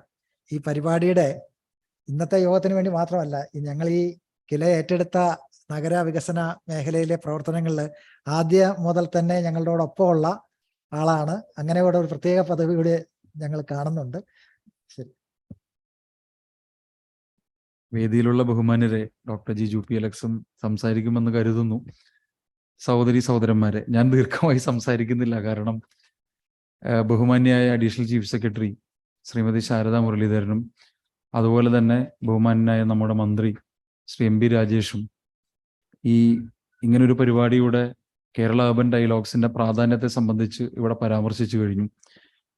എനിക്ക് ഈ പരിപാടിയുമായി ബന്ധപ്പെട്ടുള്ള പ്രതികരണങ്ങൾ വളരെ പെട്ടെന്ന് ചുരുക്കി അവതരിപ്പിക്കാനാണ് ഉദ്ദേശിക്കുന്നത്. ഒന്ന്, ഒരു പുരോഗതിയുടെ ഏറ്റവും പ്രധാനപ്പെട്ട ഒരു അളവുകോൽ എന്ന് പറയുന്നത് ശ്രീമതി ശാരദാ മുരളീധരൻ ഇവിടെ സൂചിപ്പിക്കുകയുണ്ടായി, നിരന്തരമായി പുതുക്കി പണിയാൻ കഴിയുന്ന ഒന്നിന് മാത്രമേ നിലനിൽക്കാൻ കഴിയൂ എന്ന് കുടുംബശ്രീയുടെ ഒരു വിജയഗാഥയെ സംബന്ധിച്ച് സൂചിപ്പിച്ചുകൊണ്ട് അവർ നമ്മുടെ ഈ ആമുഖ സംഭാഷണത്തിൽ പറയുകയുണ്ടായി. സ്വാഭാവികമായും നമ്മുടെ നഗരവികസനത്തിന് പലതരത്തിലുള്ള ശക്തിയുണ്ട് എന്നുള്ളത് ശരിയാണ്. അതാണിപ്പോൾ ശ്രീമതി ശാരദാ മുരളീധരൻ പറഞ്ഞത്. നമുക്ക് ഒരു ഇക്വിറ്റിയുടെ കാര്യത്തിൽ, ഒരു തുല്യത ഉറപ്പുവരുത്തുന്ന കാര്യത്തിൽ, പാവപ്പെട്ടവരെ പരിഗണിക്കുന്ന കാര്യത്തിലൊക്കെ നമ്മൾ ഒരുപാട് മുമ്പിലാണ്. പക്ഷെ അത് തുടർന്ന് നമുക്ക് മുന്നോട്ട് കൊണ്ടുപോകാൻ കഴിയണമെങ്കിൽ നമ്മൾ ഇനിയും ശക്തിപ്പെടേണ്ടതുണ്ട്. ആ ശക്തിപ്പെടുന്നതിന് നമ്മുടെ ലോകത്തിൽ എല്ലായിടത്തുമുള്ള വിദഗ്ധന്മാരായിട്ടുള്ള ആളുകളുടെയും അഭിപ്രായങ്ങൾ, ഇന്ത്യയിലെ തന്നെ വിജയ മാതൃകകൾ കേൾക്കാനും മനസ്സിലാക്കാനും പഠിക്കാനും ഒരു സംസ്ഥാനം തീരുമാനിക്കുക എന്ന് പറയുന്നതാണ് ആ സംസ്ഥാനത്തിൻ്റെ നഗരവികസനത്തിലെ ഏറ്റവും അടിസ്ഥാനപരമായ ഒരു കാര്യം എന്നാണ് എനിക്ക് തോന്നുന്നത്. അതിന് കില മുന്നോട്ട് വന്നതിന് ഞാൻ ആദ്യമായി ഈ പരിപാടിയെ, കേരള അർബൻ ഡയലോഗ്സ് എന്ന ഈ പരിപാടിയെ ആദ്യമായി അക്കാര്യത്തിൽ അഭിനന്ദിക്കാൻ ഞാൻ ഈ അവസരം ഉപയോഗിക്കുകയാണ്. കാരണം ലോകത്തിൻ്റെ നാനാഭാഗങ്ങളിൽ നിന്നും ഈ വിദഗ്ധന്മാരുടെ അവതരണങ്ങൾക്ക് ശേഷം നമുക്ക് എന്തെങ്കിലുമൊക്കെ പഠിക്കാനുണ്ടാകും എന്നാണ് എൻ്റെ വിശ്വാസം. രണ്ട്, അതിനോട് ബന്ധപ്പെടുത്തി എനിക്ക് പറയാനുള്ളത്, ഇവിടെ ശ്രീ കേശവചന്ദ്രനെ സംബന്ധിച്ച് ഇവിടെ സൂചിപ്പിക്കുകയുണ്ടായി. കൊച്ചിയെ സംബന്ധിച്ച് അദ്ദേഹം കൊച്ചിയിൽ വന്ന് നടത്തിയ, വേണമെങ്കിൽ എനിക്കൊരു ഡെറോഗേറ്ററി ആയിട്ടുള്ള റിമാർക്കാണ്, പക്ഷെ ഞാനത് അങ്ങനെ കാണുന്നില്ല. കാരണം ഞാനതിനെ വളരെ പോസിറ്റീവായിട്ടും ക്രിയാത്മകമായി, അദ്ദേഹം എന്നോട് പുറത്തു വെച്ച് സംസാരിച്ച കാര്യം അദ്ദേഹം പിന്നീട് ആവർത്തിക്കുകയാണ് ചെയ്തത്.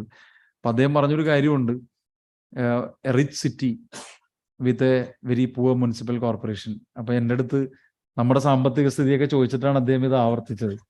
അപ്പം ഞാനത് വലിയൊരു പ്രശ്നമായി കണക്കാക്കുന്നില്ല. കാരണം നമുക്ക് പല നഗരങ്ങൾക്കും ഇല്ലാത്ത പല ശക്തിയും നമ്മുടെ കേരളത്തിലെ നഗരങ്ങൾക്ക് ഉണ്ടാകാം. പക്ഷെ അദ്ദേഹം പറഞ്ഞത് വളരെ പ്രധാനപ്പെട്ട ഒരു കാര്യമാണ്. എന്തുകൊണ്ട് നിങ്ങൾക്ക് അത്രയും സാമ്പത്തികമായ ശക്തി ഉണ്ടാകുന്നില്ല എന്ന ചോദ്യം അദ്ദേഹം ഉന്നയിക്കുകയാണ്. ഗവൺമെന്റ് ഇത്രയും പണം കൊടുത്തിട്ടും നമുക്ക് സ്വന്തം നിലയിൽ മറ്റൊരു സ്ഥലത്തും ഇത്രയും പ്ലാൻ ഫണ്ടൊന്നും കൊടുക്കുന്ന രീതിയൊന്നും എവിടെയുമില്ല. അപ്പോൾ സ്വാഭാവികമായും അദ്ദേഹം അതിനുശേഷം എന്നോട് പറഞ്ഞൊരു കാര്യവും പ്രധാനമാണ്. അദ്ദേഹം പറഞ്ഞു, why mayor you are not even issuing a municipal bonds. അത് അപ്പൊ ഞാൻ പറഞ്ഞു, ഞങ്ങൾക്ക് ഇങ്ങനെ ഒരു ശീലം നേരത്തെ ഇല്ല. അദ്ദേഹം പറഞ്ഞു, I'm not comparing you to some of the cities in Gujarat because they have been doing it for many years. But even if UP can do it, if the cities in UP can do it, why can't you do it? Because Kerala is far ahead when you compare it with UP. Then why can't you do it? അപ്പോൾ സ്വാഭാവികമായും municipal bonds എന്ന് പറയുന്നത് ഇന്ത്യയിൽ കേന്ദ്ര സർക്കാരും അതിനാവശ്യമായ മുഴുവൻ പിന്തുണയും കൊടുക്കുന്നത് കൊണ്ട് നമുക്ക് എന്തുകൊണ്ട് ചെയ്തുകൂടാ, നമ്മൾ ആലോചിക്കേണ്ട ഒരു കാര്യമാണ്. 3, SPVകൾ. ഇപ്പൊ ലോകത്തെ പല സ്ഥലങ്ങളിലും, ഇപ്പൊ ഞാൻ നേരിട്ട് പോയിട്ടല്ല, പക്ഷെ കഴിഞ്ഞ കൗൺസിലിലൊക്കെ കാലത്ത്, ഞാൻ ഇല്ലാതിരുന്ന കൗൺസിലൊക്കെ ആള് പല സ്ഥലങ്ങളിലും പോയി. ഇപ്പൊ ഞങ്ങളുടെ MLA തന്നെ എന്നോട് പറയുന്ന ഒരു കാര്യമുണ്ട്. അദ്ദേഹം പോയൊരു സ്ഥലത്ത് എല്ലാ മുനിസിപ്പൽ ഫംഗ്ഷനിങ്ങും നടത്തുന്നത് മുനിസിപ്പൽ കോർപ്പറേഷന്റെ തന്നെ നിയന്ത്രണത്തിലുള്ള SPVs ആണ്. നമുക്ക് തന്നെ നെടുമ്പാശ്ശേരി സിയാലൊക്കെ ഏറ്റവും വിജയകരമായ ഒരു SPV നമ്മുടെ മുമ്പിലുണ്ട്. ഇപ്പൊ എന്തുകൊണ്ട് കോർപ്പറേഷനുകൾക്കും മുനിസിപ്പാലിറ്റികൾക്കും നിയന്ത്രിക്കാൻ കഴിയുന്ന SPVകൾ ഉണ്ടാകുന്നില്ല? നമ്മുടെ മാലിന്യ സംസ്കരണം, ഞാൻ സ്ഥിരമായി പറയുന്ന ഒരു കാര്യമാണ്, മാലിന്യ സംസ്കരണം ഏതെങ്കിലും ഒരു HI ഏൽപ്പിച്ചിട്ട് HIയും HS ഒക്കെ ചേർന്നിട്ടാണ് നമ്മുടെ മാലിന്യം. ഞാൻ അവരെ മോശപ്പെടുത്താൻ വേണ്ടി പറയല്ല, പക്ഷെ സത്യത്തിൽ ഇതൊരു എഞ്ചിനീയറിംഗ് സൊല്യൂഷനാണ്. സത്യത്തിൽ അവർക്ക് എന്താണ്, അവർക്ക് വളരെ കുറച്ച് മാത്രം കാര്യങ്ങൾ. അത് മാത്രമല്ല, ഇന്ന് ഇവിടെ ജോലി ചെയ്യുന്ന ആള് ഒരു 6 മാസം 1 കൊല്ലം കഴിയുമ്പോൾ അവർ ചിലപ്പോൾ വേറൊരു മുനിസിപ്പാലിറ്റിയിലായിരിക്കും ജോലി ചെയ്യുന്നത്. അവർക്ക് എന്ത് ആ നഗരത്തിൽ ചെയ്യാൻ കഴിയും? ഇങ്ങനെയുള്ള SPVകളുടെയൊക്കെ ഒരുപാട് മാതൃകകൾ നമ്മുടെ കേരളത്തിന് പുറത്ത് നമുക്ക് പറയാനുണ്ട്. അപ്പോൾ ഇത്തരത്തിലുള്ള പല കാര്യങ്ങളും നമുക്ക് ഇത്തവണ എക്സ്പെരിമെന്റ് ചെയ്യാൻ കഴിയണം. ഇത് നമ്മുടെ ഡയലോഗ്സ് ഒന്നും, എൻ്റെ അഭിപ്രായത്തിൽ നമ്മൾ മലയാളികളാണെങ്കിൽ ഡയലോഗുകൾക്ക് ഒരു കുറവില്ലാത്ത ആൾക്കാരാണ്. അപ്പൊ നമുക്ക് മന്ത്രി തന്നെ സത്യത്തിൽ ഒന്ന് കളിയാക്കിയിട്ടാ പോയത്. ഇനിയും സംസാരിക്കാൻ ഒരുപാട്, അതാണ് എനിക്കും പേടിയായത്. ഇനിയും വേണമെങ്കിൽ ഒരുപാട് മണിക്കൂർ പ്രസംഗിക്കാൻ ആളുകളൊക്കെ തയ്യാറാണ്. നമ്മൾ അതെല്ലാം അവിടെ നിൽക്കട്ടെ. പക്ഷേ ഈ കേരള അർബൻ ഡയലോഗ്സിന് ശേഷം ബഹുമാന്യായ ഡോക്ടർ ജോയിലമൻ പറഞ്ഞതുപോലെ അതിനുശേഷം നമുക്കൊരു പോളിസി ഉണ്ടാവണം. ആ പോളിസി ഉണ്ടായാൽ മാത്രം പോരാ, ആ പോളിസി വളരെ പെട്ടെന്ന് നടപ്പിലാക്കാൻ കഴിയണം. ഞങ്ങളൊരു പോളിസി ഇന്ത്യയിൽ ഞങ്ങൾ മാത്രമാണ് ചെയ്തതെന്ന് പറയുക മാത്രമല്ല, നമുക്ക് ആ പോളിസി ഇവിടെ നടപ്പിലാക്കാനും ഏറ്റവും കൂടുതൽ അർബനൈസ് ചെയ്യപ്പെടുന്ന ഒരു സംസ്ഥാനം എന്നുള്ള നിലയ്ക്ക് മറ്റുള്ള ആളുകളുടെ മുമ്പിൽ ഇത് അവതരിപ്പിക്കാനും നമുക്ക് കഴിയണം. അപ്പൊ നമ്മുടെ സ്ഥാപനങ്ങളെ കുറെ കൂടി സ്ട്രെങ്തൻ ചെയ്യാൻ ഈ കേരള അർബൻ ഡയലോഗ്സ് സഹായിക്കും എന്ന വിശ്വാസമാണ് എനിക്കുള്ളത്. എല്ലാ ആശംസകളും മേയേഴ്സ് കൗൺസിലിന്റെ ഭാഗത്തുനിന്ന് രേഖപ്പെടുത്തുന്നു. ഞങ്ങൾ എല്ലാ മേയർമാരുടെയും പിന്തുണ ഇത്തരം കാര്യങ്ങളിൽ ഉണ്ടാകും.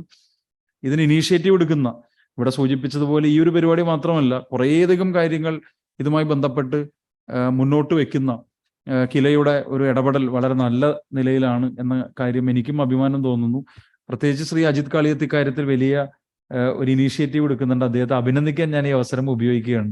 കാരണം നേരത്തെയും നമ്മൾ കൗൺസിലർമാരായിരുന്നപ്പോഴും ഈ അർബൻ ഏരിയയിൽ ഉള്ള ഒരു താല്പര്യം നമ്മളെപ്പോഴും പഞ്ചായത്താണ്. അതിൽ തെറ്റൊന്നുമില്ല. കാരണം നമ്മുടെ അധികാര വികേന്ദ്രീകരണത്തിന്റെ കുന്തമുന എന്ന് പറയുന്ന പഞ്ചായത്താണ്. അതുകൊണ്ടാണല്ലോ നമ്മളെല്ലാം DPC ആണ്, നമ്മുടെ ജനകീയാസൂത്രണം മുഴുവൻ DPC ആണ്. അപ്പോൾ സ്വാഭാവികമായും നമ്മുടെ അതിൽ പലപ്പോഴും സിറ്റി ഉണ്ടാവണമെന്നില്ല. അപ്പൊ നമ്മുടെ ഒരു കണ്ണ് പലപ്പോഴും നമുക്ക് വളരെ ശക്തിയുള്ള ഒരു സ്ഥലമാണ് പഞ്ചായത്ത് എന്നുള്ളതുകൊണ്ടാണ് നമ്മൾ അവിടെ കേന്ദ്രീകരിച്ചത്. അപ്പൊ ഇപ്പോ അർബൻ ഇഷ്യൂസ് നമ്മൾ വളരെ കാര്യമായി തന്നെ പരിഗണിക്കുന്നു എന്നത് വളരെ പ്രധാനപ്പെട്ട ഒരു കാര്യമാണ്. ഇതേ ഹാളിൽ വെച്ചാണെന്ന് എനിക്ക് തോന്നുന്നു കുറച്ച് നാൾ മുമ്പ് കിലയും അന്ന് എനിക്ക് തോന്നുന്നു നമ്മുടെ അമൃത് മിഷനും എല്ലാവരും കൂടി ചേർന്നിട്ടാണ് ഇന്ത്യയിലെ വിവിധ നഗരങ്ങളിൽ നടന്നുകൊണ്ടിരിക്കുന്ന ലാൻഡ് പൂളിംഗ്, അതുപോലെ തന്നെ ലാൻഡ് ഡെവലപ്മെന്റ് റൈറ്റ്സ്, ഇത്തരത്തിലുള്ള പല കാര്യങ്ങളും നമ്മൾ ആലോചിക്കുകയുണ്ടായി. അപ്പൊ ഇങ്ങനെയുള്ള മീറ്റിങ്ങുകളുടെ ഒരു എണ്ണവും തീവ്രതയും അതിൻ്റെ ഒരു പ്രാധാന്യവും വർദ്ധിക്കുന്നുണ്ട്. അതുകൊണ്ടാണ് ഞാൻ പറഞ്ഞത് ശ്രീ അജിത് കാളിയത്ത് എടുക്കുന്ന ഇനീഷ്യേറ്റീവ് വളരെ നല്ലതാണ്. ഞാൻ അദ്ദേഹത്തെ അഭിനന്ദിക്കുന്നു. അതിന് അദ്ദേഹത്തെ സഹായിക്കുന്ന, അതിന് നേതൃത്വം കൊടുക്കുകയും അദ്ദേഹത്തെ അതിൽ എൻഗേജ് ചെയ്യുകയും ചെയ്യുന്ന ഡോക്ടർ ജോയ് ഇളമൻ വഹിക്കുന്ന പങ്കും വളരെ വലുതാണ്. സംസ്ഥാന ഗവൺമെന്റും അതിനാവശ്യമായ എല്ലാ പിന്തുണയും കൊടുക്കുന്നുണ്ട്. എല്ലാ ആശംസകളും കേരള അർബൻ ഡയലോഗ്സിന് ഒരിക്കൽ കൂടി പ്രത്യേകമായി രേഖപ്പെടുത്തിക്കൊണ്ട് നിർത്തുന്നു. നന്ദി, നമസ്കാരം. വളരെ നന്ദി. അടുത്തതായിട്ട് സംസാരിക്കാനായിട്ട് നമ്മുടെ ബഹുമാനപ്പെട്ട സംസ്ഥാന ആസൂത്രണ ബോർഡ് അംഗം ഡോക്ടർ GP അലക്സിനെ ക്ഷണിക്കുകയാണ്.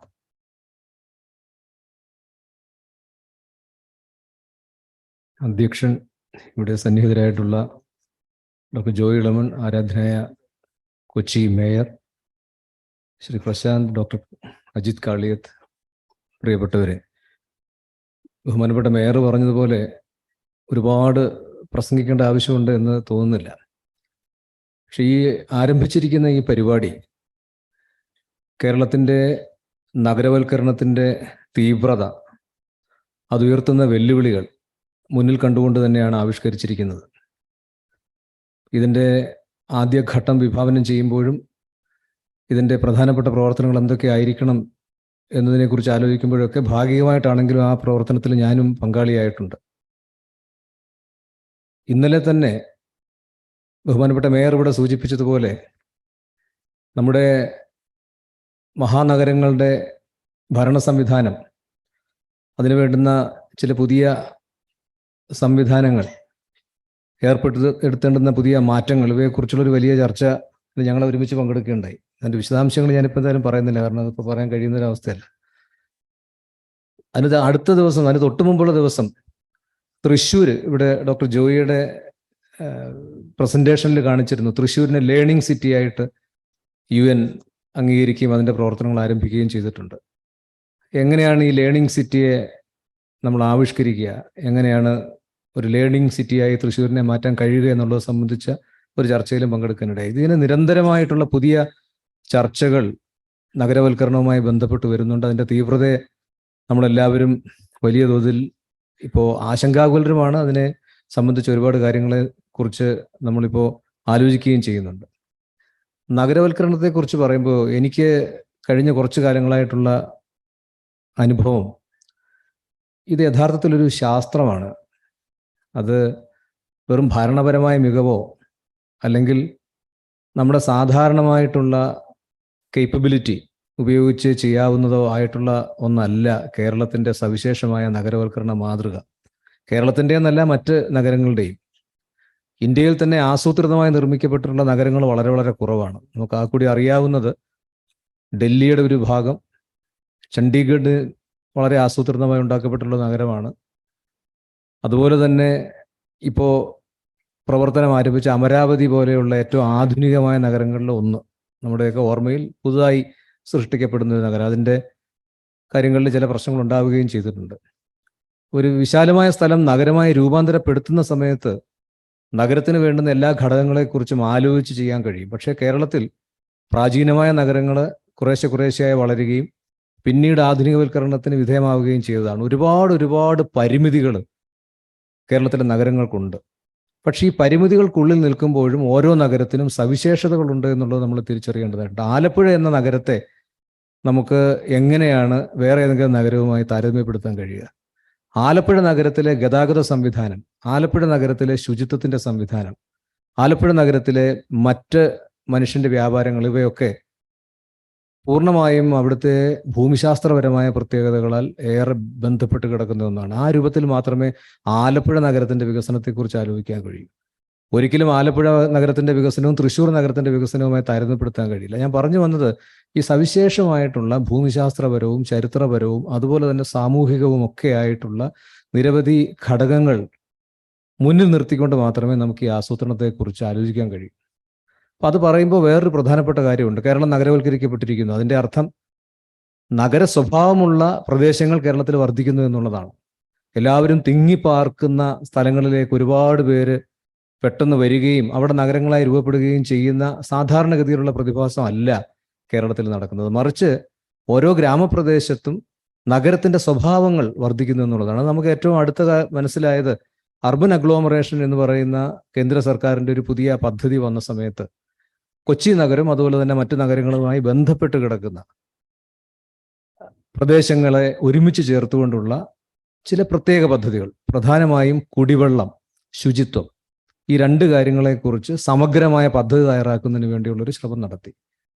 അപ്പോഴാണ് ഇതിനകത്തൊരു പ്രധാനപ്പെട്ട പ്രശ്നമുണ്ടെന്ന് നമ്മൾ മനസ്സിലാവുന്നത്. ഒന്ന്, കൊച്ചിയെ പോലൊരു നഗരം, അതിനെ ഉപജീവിച്ച് അതുപോലെ തന്നെ അതിനോടനുബന്ധമായുള്ള പ്രദേശങ്ങൾ, ആ പ്രദേശങ്ങളിലേക്ക് കൊച്ചി വളരുകയാണ്.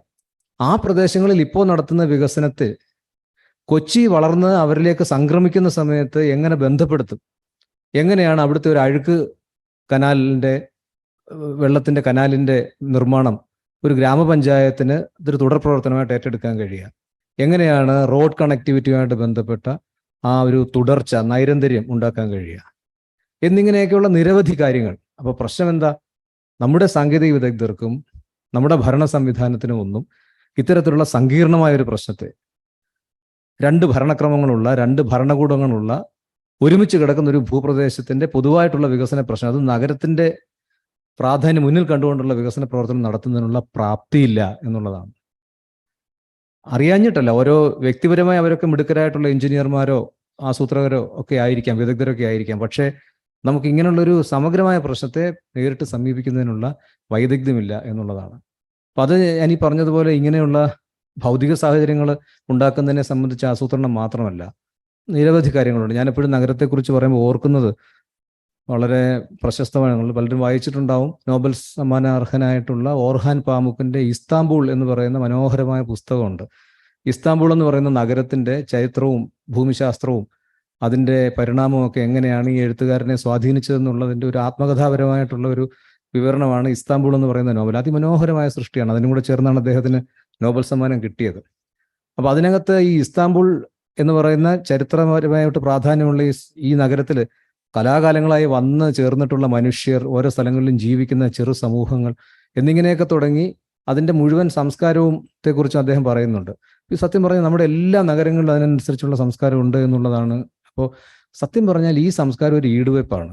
ഈ സംസ്കാരത്തിൻ്റെ അടിസ്ഥാനത്തിൽ നമുക്ക് സാമ്പത്തിക വികസനം ഉൾപ്പെടെയുള്ള കാര്യങ്ങളെക്കുറിച്ച് ആലോചിക്കാൻ കഴിയണം എന്നുള്ളതാണ് നമ്മളിപ്പോൾ ആലോചിക്കുന്നത്. നഗരവൽക്കരണത്തിൻ്റെ പുതിയ മാതൃകകളെക്കുറിച്ച് പറയും. ഇപ്പോൾ ഉദാഹരണത്തിന് കൊച്ചിയിൽ യഹൂദന്മാർ താമസിച്ചിരുന്ന സ്ഥലമുണ്ട്, ജ്യൂ സ്ട്രീറ്റ്.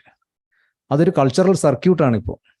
പക്ഷെ ആ കൾച്ചറൽ സർക്യൂട്ടിനെ നമുക്ക് എത്രത്തോളം ഭംഗിയായി ലോകത്തിൻ്റെ മുമ്പിൽ അവതരിപ്പിക്കാൻ കഴിയുന്നു എന്നുള്ളത് വളരെ പ്രധാനപ്പെട്ട ഒരു വിഷയമാണ്. അതിവിടെ ആൾ വരുന്നില്ല എന്നല്ല, അവിടെ വരുന്നുണ്ട്. പക്ഷെ അവിടെ വരുന്നൊരു ഗവേഷകന്, അവിടെ വരുന്നൊരു സഞ്ചാരിക്ക് ആ ചരിത്രം മുഴുവൻ മനസ്സിലാകുന്ന രീതിയിൽ നമുക്കതിനെ മുന്നോട്ട് വയ്ക്കാൻ കഴിയുന്നുണ്ടോ? അതിൻ്റെ അടിസ്ഥാനത്തിൽ നമുക്ക് ലഭിക്കാവുന്ന വിദേശ നാണ്യത്തിൻ്റെ സാധ്യതകളെക്കുറിച്ച് നമ്മൾ ആലോചിക്കുന്നുണ്ടോ? ബഹുമാനപ്പെട്ട മേയർ ഇവിടെ മുനിസിപ്പൽ ബോണ്ട് മുതലായിട്ടുള്ള കാര്യങ്ങളെക്കുറിച്ച് പറഞ്ഞു. നമ്മൾ ഇതുവരെ കണ്ടിട്ടില്ലാത്ത വൈവിധ്യത്തിലാണ് യഥാർത്ഥത്തിൽ നഗരങ്ങളുടെ ഈ ഭരണ സംവിധാനങ്ങൾ പരിണാമപ്പെട്ടു വരുന്നത്. ആധുനിക സമൂഹങ്ങളിലെ നഗരങ്ങൾ രൂപപ്പെട്ടു വരുന്നതും ഓരോരോ പ്രശ്നങ്ങളെ അവർ അഭിമുഖീകരിക്കുന്നതിന് വേണ്ടി നടത്തിയിട്ടുള്ള ശ്രമങ്ങളുമൊക്കെ വളരെയധികം പഠനാർഹമാണ്. വേറൊരു പ്രധാനപ്പെട്ട ഒരു പഠനം നടന്നത് എലിനോർ ഓസ്ട്രോമിനെ പോലെയുള്ള ഒരു സാമ്പത്തിക വിദഗ്ധ, അത് നോബൽ സമ്മാനം ലഭിച്ച ആദ്യത്തെ വനിതയാണ്. അവരുടെ പ്രധാനപ്പെട്ട പഠനം അമേരിക്കയിലെ ഒരു മഹാനഗരത്തിലെ ജലം എങ്ങനെ മാനേജ് ചെയ്യും എന്നുള്ളത് സംബന്ധിച്ചുള്ള പഠനമാണ്. ജലം എങ്ങനെ മാനേജ് ചെയ്യുക, ആ ജലത്തിൻ്റെ ലഭ്യത എത്രയാണ്, എങ്ങനെയാണ് ഒരു വാട്ടർ ബഡ്ജറ്റ് ഉണ്ടാക്കുക, ആ വെള്ളം എങ്ങനെയാണ് മുഴുവൻ സ്ഥലങ്ങളിലേക്ക് വ്യാപിപ്പിച്ച് വിതരണം ചെയ്യുക. ഞാൻ ഈ പറഞ്ഞു വന്നത് ഈ തരത്തിൽ എഞ്ചിനീയറിങ്ങും സംസ്കാരവും അതുപോലെ തന്നെ സ്പെഷ്യൽ പ്ലാനിങ്ങും ജോഗ്രഫിക്കൽ ഇൻഫർമേഷൻ സിസ്റ്റവും ഫിനാൻസ് പ്ലാനിങ്ങും ഉൾപ്പെടെയുള്ള വലിയ മേഖലകൾ ഉൾപ്പെടുന്ന ഒന്നാണ് നഗരവൽക്കരണവുമായി ബന്ധപ്പെട്ട പ്രശ്നങ്ങൾ. അപ്പോൾ അത് പഠിക്കുക എന്നുള്ളത് നമുക്ക് വളരെ പ്രധാനപ്പെട്ട ഒന്നാണ്. അതിന് പഠിക്കുന്നതിനുള്ളൊരു വേദിയായിട്ട് ഇത് മാറും എന്നുള്ളതാണ് ഞാൻ കരുതുന്നത്. വളരെ ആഹ്ലാദത്തോടെ ഇതിനെ ഉറ്റുനോക്കുന്നതിനും കാരണം ലോകത്തിൻ്റെ പല ഭാഗങ്ങളിലുള്ള ഇങ്ങനെയുള്ള മാതൃകകൾ നമുക്ക് അനുവർത്തിക്കാൻ കഴിയുന്ന വിധത്തിൽ, നമ്മുടെ സാഹചര്യങ്ങൾക്ക് ഇണങ്ങുന്ന വിധത്തിൽ രൂപാന്തരപ്പെടുത്തി ഉപയോഗിക്കാൻ കഴിയുന്ന വിധത്തിൽ, നമുക്ക് കസ്റ്റമൈസ് ചെയ്ത് ഉപയോഗിക്കാൻ കഴിയുന്നത്, നമുക്ക് അപ്രോപ്രിയേറ്റ് ചെയ്ത് ഉപയോഗിക്കാൻ കഴിയുന്ന വിധത്തിൽ നമുക്ക് സ്വാംശീകരിക്കാൻ കഴിയുന്ന ഒരു വലിയ സാധ്യത ഈ അർബൻ ഡയലോഗുകളിൽ ഉണ്ടാകും എന്നുള്ളതാണ്. ഇത് നിരന്തരമായ ഒരു പഠനമാണെന്ന് കൂടി മനസ്സിലാക്കണം. പോളിസി ഉണ്ടാക്കുന്നത് വരെയല്ല സത്യം പറഞ്ഞു കഴിഞ്ഞാൽ ഈ ഡയലോഗ് തുടരേണ്ടത്. അത് കഴിഞ്ഞതിന് ശേഷവും നമുക്ക് സമാനമായിട്ടുള്ള, ഇപ്പോൾ ചെറിയൊരു മാത്രം പറഞ്ഞുകൊണ്ട് അവസാനിപ്പിക്കാം. ഞാൻ ആലപ്പുഴയെക്കുറിച്ച് പറഞ്ഞ് സന്ദർഭവശാൽ എൻ്റെ മനസ്സിൽ വന്നൊരു കാര്യമാണ്. വെനീസിൽ എങ്ങനെയാണ് നഗരം സംവിധാനങ്ങൾ ഭരണം നടക്കുന്നത് എന്നുള്ളത് പാഠങ്ങൾ അവിടെ നിന്ന് ലഭിക്കാൻ കഴിഞ്ഞാൽ നമുക്ക് ആലപ്പുഴയിൽ വേണമെങ്കിൽ പരീക്ഷിച്ച് നോക്കാം, സാധ്യതകളുണ്ട്. കാരണം ഏതാണ്ട് സമാനമായിട്ടുള്ള സാഹചര്യങ്ങൾ ഈ രണ്ട് പട്ടണങ്ങളിലും ഒരു ലോകനഗരത്തിലും അതുപോലെ നമ്മുടെ ചെറിയ ഈ ആലപ്പുഴയിലും ഉണ്ട് എന്നുള്ളതാണ്. അപ്പോൾ ഈ രൂപത്തിലുള്ള ഒരു വലിയ പഠനത്തിൻ്റെ സാധ്യത ഈ ഡയലോഗ് സീരീസ് തുറന്നു തരുമെന്ന് പ്രതീക്ഷിക്കുന്നു. ഇനിയും തീർച്ചയായും അതുമായി അക്കാഡമിക്കായിട്ടും അല്ലാതെയൊക്കെ ബന്ധപ്പെടാൻ തന്നെയാണ് സ്റ്റേറ്റ് പ്ലാനിംഗ് ബോർഡ്. ഇന്ന് സത്യം പറഞ്ഞാൽ state planning board vice chairman ഇവിടെ വരേണ്ടതായിരുന്നു. അദ്ദേഹത്തിന് വേറെ 2 മീറ്റിംഗ് ഉള്ളതുകൊണ്ടാണ്. And he has assured that he would be part of this dialogue and this series, and we will be actively participating in this, and particularly as a body which has been instrumental in formulating the guidelines for the 14th five-year plan. I would just say that and conclude. ഇപ്രാവശ്യത്തെ 14ാം പദ്ധതിയുടെ മുഴുവൻ മാർഗനിർദ്ദേശങ്ങൾ ഉണ്ടാക്കുന്ന സമയത്ത് ഈ നഗരവൽക്കരണവുമായി ബന്ധപ്പെട്ട് ഏറ്റവും ആധുനികമായിട്ടുള്ള ചില സങ്കല്പനങ്ങളെ കൂടി അതിനകത്ത് അത്യാവശ്യം സന്നിവേശിപ്പിക്കാൻ ഒരു ശ്രമം നടത്തിയിരുന്നു. അതിൻ്റെ ഭാഗമായി ഒരുപാട് കാര്യങ്ങൾ അതിനകത്ത് പറഞ്ഞിട്ടുണ്ട്. വലിയ തോതിൽ ജനങ്ങളുടെ പങ്കാളിത്തത്തോടു കൂടി നഗരത്തിൻ്റെ സൗന്ദര്യവൽക്കരണം ഉൾപ്പെടെയുള്ള കാര്യങ്ങളെക്കുറിച്ച് ആ മാർഗനിർദ്ദേശങ്ങളിൽ പറഞ്ഞു. പക്ഷെ അതൊക്കെ അപര്യാപ്തമാണ് എന്ന് എനിക്കിപ്പോൾ തോന്നുന്നുണ്ട്. കാരണം അതിനേക്കാൾ അപ്പുറം നമുക്ക് പോകേണ്ടതായിട്ടുണ്ട്. തീർച്ചയായും ഈ സീരീസ് അതിന് വഴിതെളിക്കും എന്ന് വിശ്വസിച്ചുകൊണ്ട് ഇതിനെല്ലാ ആശംസകളും നേർന്നുകൊണ്ടും ഇതിൻ്റെ ഉപജ്ഞാതാക്കളും അതുപോലെ തന്നെ ഇത് നടത്തിക്കൊണ്ടിരിക്കുന്നവരുമായ വളരെ പ്രിയപ്പെട്ട ഡോക്ടർ ജോയി ഇളമൺ, അതുപോലെ തന്നെ ഡോക്ടർ അജിത്ത്, അവരോടുള്ള എൻ്റെ സ്നേഹവും ബഹുമാനവും അറിയിച്ചുകൊണ്ട് അവസാനിപ്പിക്കുന്നു. നമസ്കാരം. Thank you. നമ്മൾ അടുത്തതായിട്ട് നമ്മുടെ ചീഫ് ടൗൺ പ്ലാനർ ശ്രീ പ്രശാന്തിനെ ക്ഷണിക്കുകയാണ്.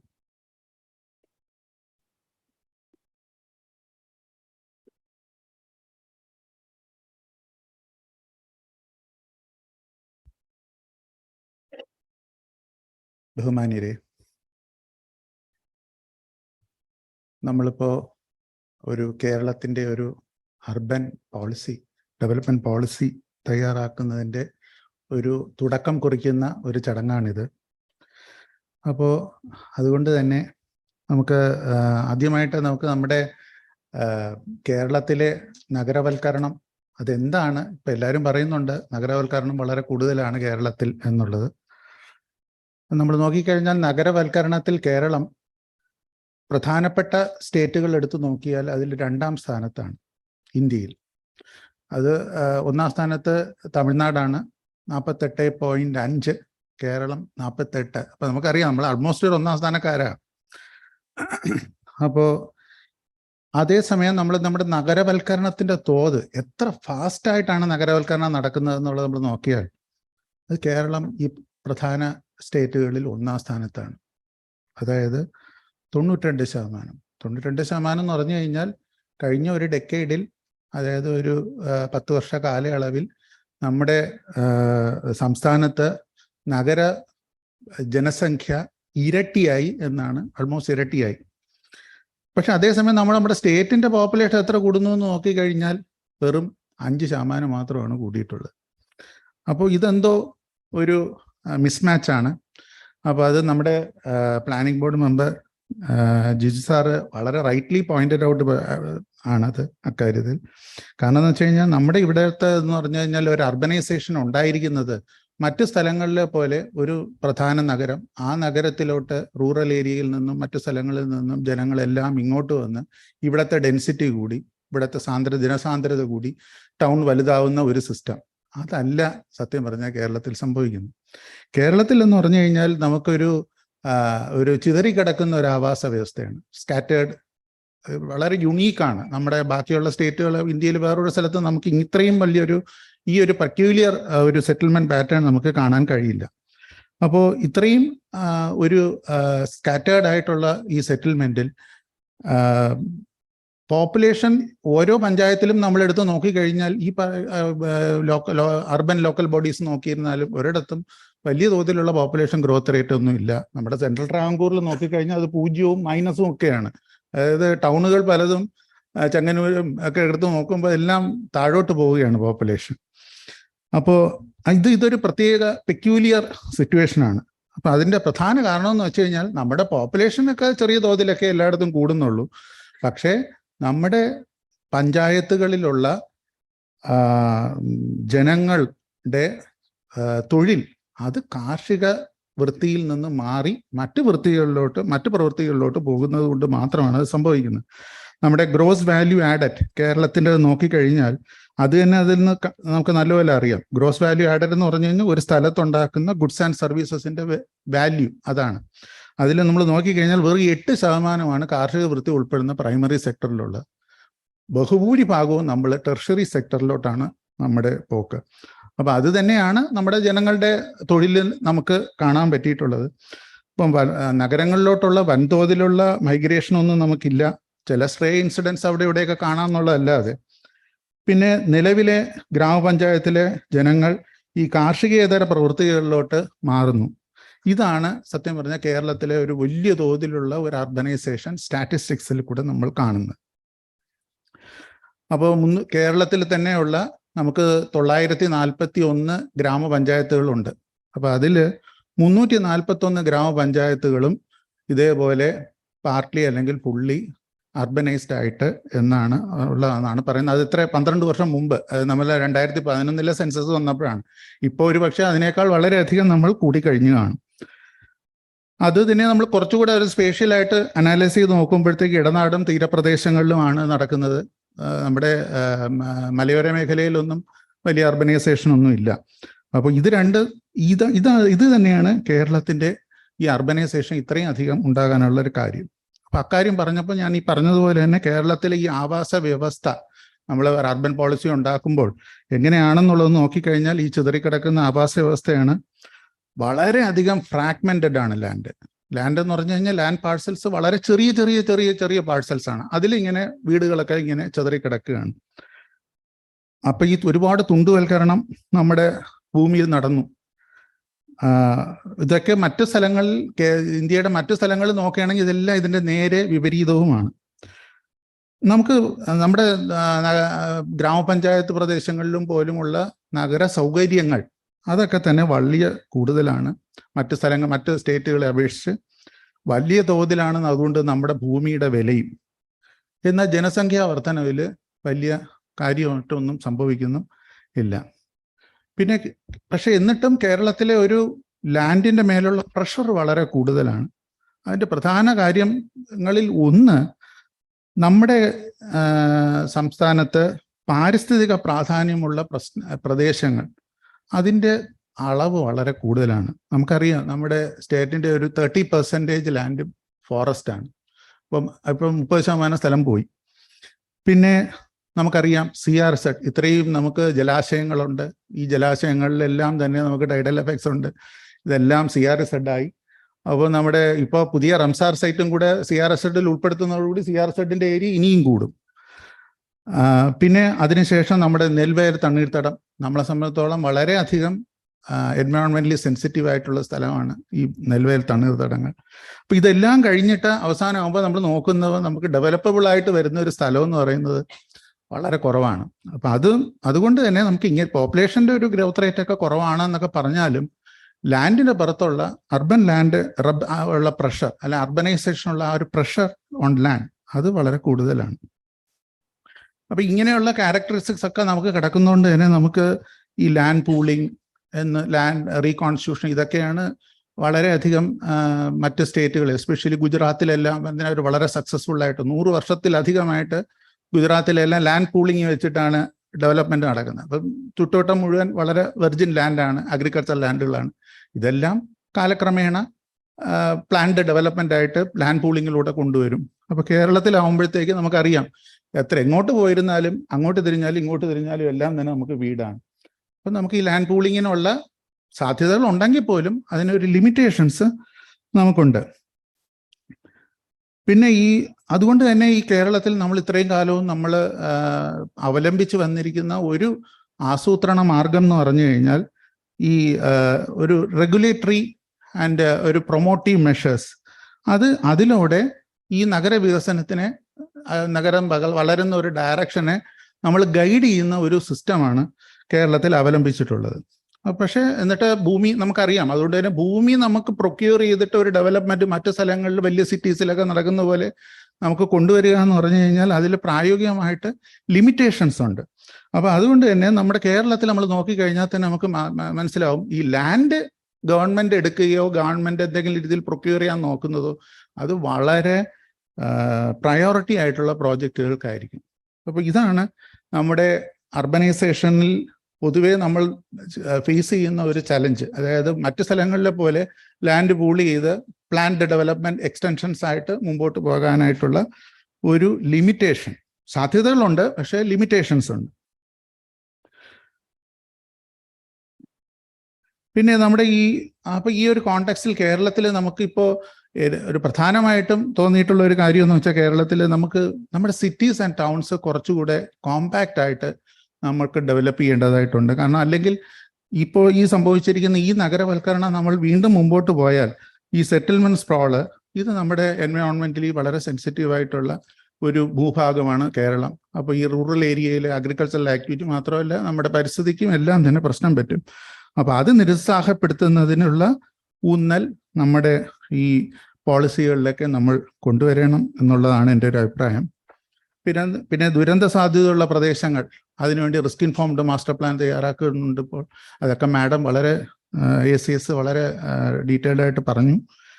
പിന്നെ നമ്മുടെ കേന്ദ്ര പദ്ധതികളുടെ ഭാഗമായിട്ട് വരുന്ന അമൃത് പദ്ധതികളുടെ റിഫോംസ് അതിലൊക്കെ തന്നെ നൂതനമായിട്ടുള്ള പല ആശയങ്ങൾ വരുന്നുണ്ട്. TDR, transfer of development rights, ഇങ്ങനെയൊക്കെയുള്ള പല കാര്യങ്ങളും വരുന്നുണ്ട്. അപ്പോൾ അതൊക്കെ സംസ്ഥാനത്തിൽ പ്രാവർത്തികമാക്കേണ്ടതുണ്ട്. അപ്പം അങ്ങനെ ഒരു പ്രാവർത്തികമാക്കണം എന്നുണ്ടെങ്കിൽ നമ്മുടെ നിലവിലുള്ള ചട്ടങ്ങളും നിയമവ്യവസ്ഥകളും തന്നെ നമ്മളെല്ലാം ഒന്നുകൂടി തിരിഞ്ഞു നോക്കിയിട്ട് ആവശ്യമായിട്ടുള്ള മാറ്റങ്ങൾ നമ്മൾ കൊണ്ടുവരണം. എന്നാൽ മാത്രമേ മറ്റു സംസ്ഥാനങ്ങളിൽ നടക്കുന്ന ഈ പല ആക്ടിവിറ്റീസും നമുക്ക് നമ്മുടെ സ്റ്റേറ്റിലോട്ട് നമുക്ക് ട്രൈ ചെയ്യാൻ പോലും ഒന്ന് പരീക്ഷിച്ച് നോക്കാൻ പോലും നമുക്ക് സാധ്യമാകുന്നുള്ളൂ. ഇതിൽ പിന്നെ ഒരു അവസാനമായിട്ട് ഒരു പ്രധാന കാര്യം എന്ന് വെച്ചാൽ ഇംപ്ലിമെന്റേഷൻ ആൻഡ് മെയിൻ്റനൻസ് ആണ്. നമ്മൾ ഇതൊക്കെ ചെയ്തു വെച്ചിരുന്നാലും ഈ ഇംപ്ലിമെന്റേഷൻ ആൻഡ് മെയിൻ്റനൻസ് നമ്മുടെ മേയർ നേരത്തെ പറഞ്ഞതുപോലെ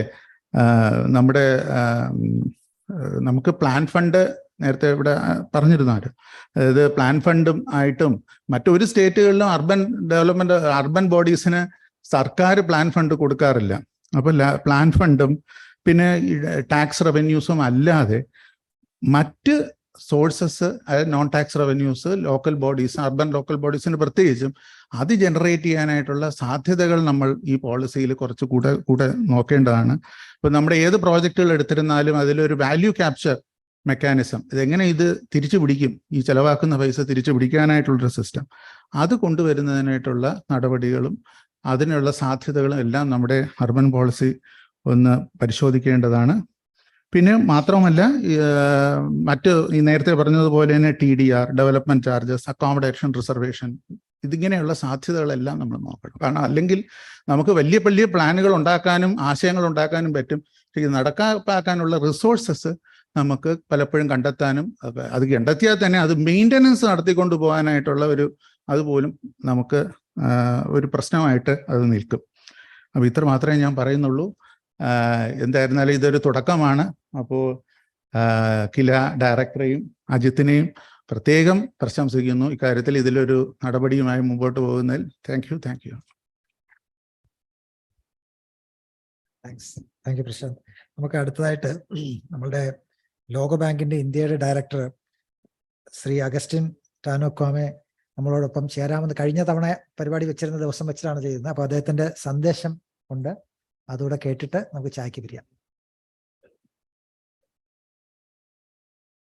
Honorable Chief Minister of Kerala, Minister of Local and Self-Government Department of Kerala, honorable members of the Kerala government, chief secretaries, and honorable Director General of KILA. Thank you very much for inviting me to participate in this launch session of the urban dialogues in Kerala. I was fortunate enough to be in Kerala last week with the World Bank Regional Vice President for South Asia region, Mr. Martin Reiser, and we had some very good conversations there. And I regret not being able to be there today to be with you physically, but it is really an honor to be part of this dialogue, especially at the launch event. Kerala has been one of the fastest urbanizing states in India. The urban population has actually doubled between 2001 and 2011, and I'm sure it has grown even more since 2011. Kerala is also one of the most decentralized states, having decentralized 17 of the 18 urban functions under the 74th Amendment of the Constitution. So Kerala is really on its way to lead India in how to best plan urban spaces. At the same time, we also know that Kerala is land constrained, with a population that is perhaps larger per size of land than the rest of India on average. Kerala needs to face the challenge of optimizing the use of its urban space. And we saw when we were in Kerala that Kerala is doing that already, but perhaps the process can be accelerated. And as we accelerate the urbanization process and the urban planning process, there are a few areas where we think Kerala could focus on. One is how to use urban space in a state where the population is aging, so that urban space are also used for physical activity for the elderly as well as for the young people, so that the non-communicable disease growth can be managed through active lifestyle. Another area that Kerala can look at is how to combine resilience and urban planning. Kerala is facing a lot of challenges coming from the climate change, and we've been working with Kerala already in a resilient Kerala. Now the focus could be more on how to implement some of the innovations that Kerala has come up with in concentrated urban space. The third area is how to densify in urban cities so that more people can live in the same place in a way that is organized and organic, and how also to build what is called now globally the 15-minute city, so that people can live and work in the same perimeter, so that when they move from home to work, they have a lower carbon footprint than they would have had if they were to travel long distances. These are just a few areas that Kerala can look at as you move through these urban dialogue series. And let me offer the World Bank contribution to these urban dialogue series. Going forward, we'd love to be your guest in some of your meetings. I have many colleagues in the World Bank interested in Kerala and in urban planning, and we are all looking forward to participate in these dialogue as you implement them. Thank you very much. Thank you.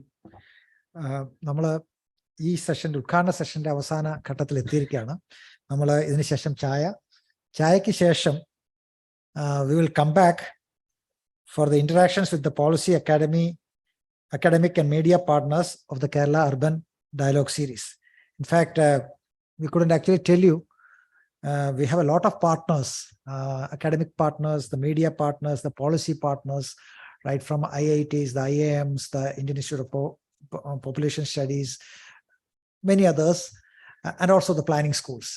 One group of planning schools is already here, who have been doing a wonderful work over the last. Dr. Anil is here, and his students are also with us. Previously also the teams had come here, so they're all there with us, and they're all, it's not usually these things happen through conferences and others, but here what is happening is that we're actually getting these students and others, faculty and all, to the corporations and municipalities so that they interact with them and also get a lot of feedback from them. For Trivandrum also we got it, for Thrissur we got it, Calicut and all places we are getting it. So anyway, after tea, we will have that interaction, which will be more of the virtual mode, where we will have the policy, academic and media partners for the Kerala Urban Dialogue Series. In the meantime, I'll also have to thank many of our Kerala partners, I wouldn't call. They are part and parcel of this entire system.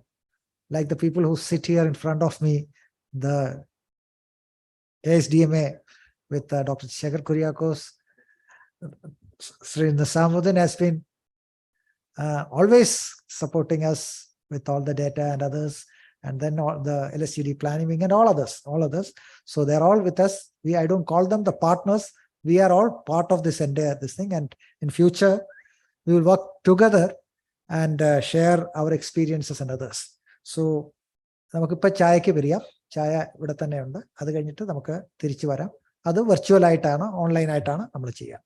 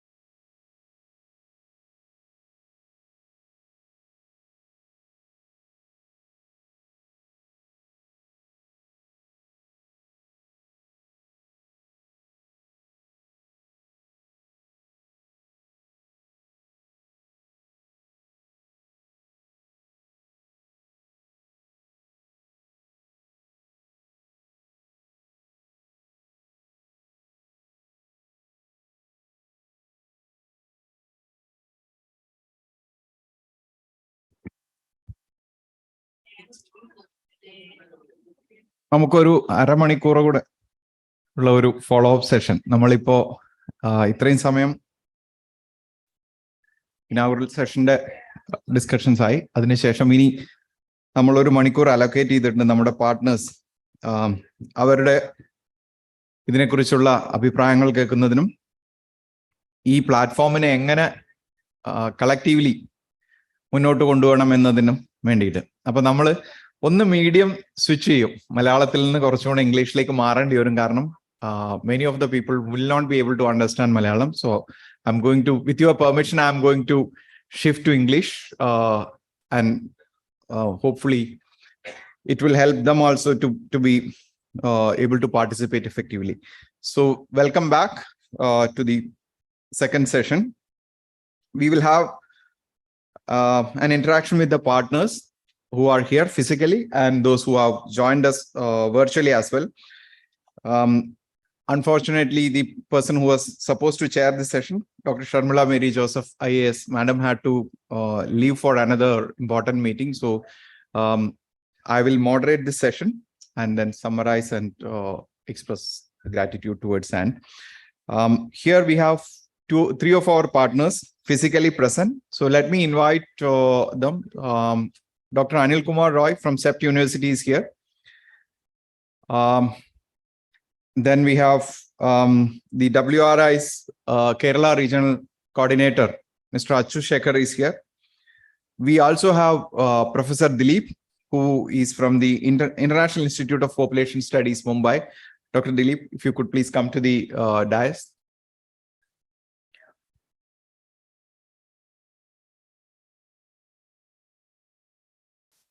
Please, please. Huh?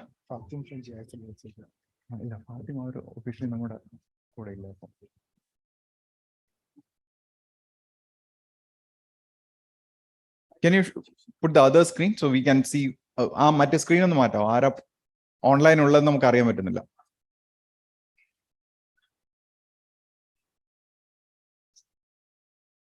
Anil, please come, please come. We had invited you, please.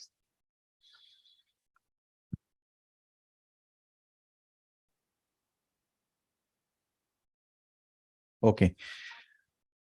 So we'll start with Dr. Dilip from the International Institute of Population Studies, Mumbai.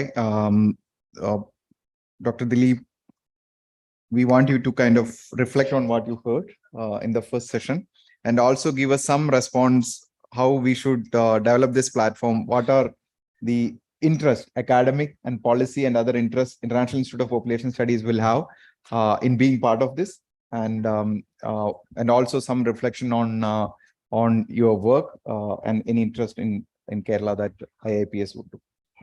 You want to come over here? You can come here. Thank you, Dr. Ajit. First of all, congratulations, because this is a first kind of initiative if you look at any urban local bodies are concerned. So I really congratulate both Joy Alaman and Dr. Ajit for taking up this forward. So, and you have I could see the kind of support you have from the government, and I wish, and it is almost sure that it will going to come out in a very successful way. Now, coming to IIPS, I am from the International Institute for Population Studies. I am here on my vacation, but my director as well as the focal point for this activity, Professor U.S. Misra, had asked me to attend this very interesting session. So as far as our institute is concerned, we do training. Ours is the Population Institute on population related issues. So we could be one of your partners in training on various population related issues, because we train the Indian Statistical Service probationers, similarly Indian census. So whatever, similarly the chief medical officers from different countries. Ours is an institute which is under the Ministry of Health and Family Welfare. So one main thing which I could like to say is that I wonder, how do you get the population figures when you do this planning in urban level? Because that is something that is very scarce, and it is where our institute could be of use for you. For example, if you see if you want to know the urban population projected, for India, it is there. Okay, the government of India does. Similarly for Kerala, they also project for all the states. But beyond that, if you want to know the population at the lower level, district level, sub-district level, bigger municipalities, there is no source. So I wonder, how do you plan for your resources without having the denominator? How much population are you supposed to serve? Similarly, you also have to, the urban local bodies have the challenge of, if you have a social welfare scheme, you should have the number of beneficiaries. So these are the things where we could do, because Kerala is in a very advantageous position, because we have the birth and deaths registration almost complete, 99 or 99.5%. So we will be able to provide this type of figures for us up to municipality level. What level it is, it might be little difficult. Still we can arrive at those figures. There are also, then you might be wondering, Kerala has a lot of migration. How can you depend on that? But we can rely on other indirect estimates that are provided by the Center for Development Kerala Studies. They do the Kerala migration survey. So we can bring all these components and try to provide you with these figures so that it could contribute to your planning process. Okay, so another thing that our institution is known for is that it is for the doing the multi-dimensional poverty. So poverty as assessment based on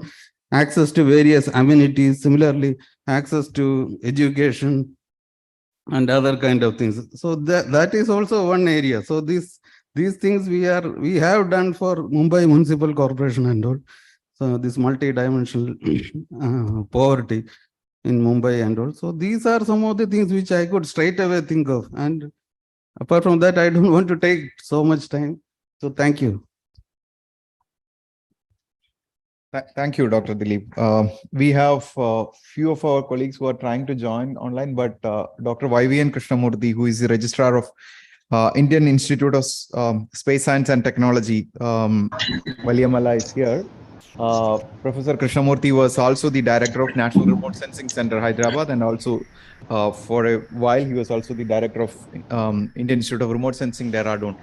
So an expert in geospatial intelligence, GIS technology, and all areas related to technology and urban planning. We would now like to invite Dr. Krishnamurthy to share his perspective on this dialogue as well as IAST's partnership. Over to you, sir. Thank you, Dr. Ajit. I hope I'm audible for... Yes, you are very much audible. Yeah. First of all, I should compliment for the dialogue, Kerala Urban Dialogues, which we are trying to do for participation of the people concerned, and especially the local bodies, and then take their views while making the policy paper. That's a great initiative. I find this is a very systematic way of doing. Let me place at the outset compliments. And then the second, because IAST, my presence here and experience in the urban aspects, especially from the national perspective and for the different states, being part of the national institution, we have certain idea, and also the data, which is at a high resolutions, which is available, and also the thematic content, which is being shared, especially with Amrut cities and certain smart cities elsewhere. So for Kerala, it will be very useful for already the data which is existing. And also under SysDP, we have also the cadastral overlay for all the villages of Kerala, which is available with the government, with a different entity, but which can be put through. What I was trying to mention is on, we have a good data sets as a base. And on top of it, we can add much finer information as needed, whichever tool is there. But the other part, IAST can significantly contribute on the sensors and all which we are doing for major space missions, which are also useful for the government practices. And today, the technology intervention is the major aspect which makes the democratic dialogue much better. And how that IoTs as a sensors and IoTs which are indigenously made, which has a better life and quality characterization which is within our loads, and a lot of job opportunities for the people who actually analyze this data. there is another opportunity which will come in while we're doing all this process. The interventions which are there, which also will become part of the exercise, but of course with the acceptance of the stakeholders. That's a good system which will happen. And this is where IAST can significantly contribute while conducting the dialogues at our premises, which is suggested, and being a partner institution. One, contributing. Second, learning also is one thing. As an academic institution, we'll also learn from the requirements or the needs which are coming from the local bodies. It's like a win-win situation which will happen. And I should thank for the opportunity given to us. And our director, Dr. Urbanisation Nair, also is very keen that we should be part of such exercises where we know the ultimate application of the space technology which will get in. Thank you for this opportunity.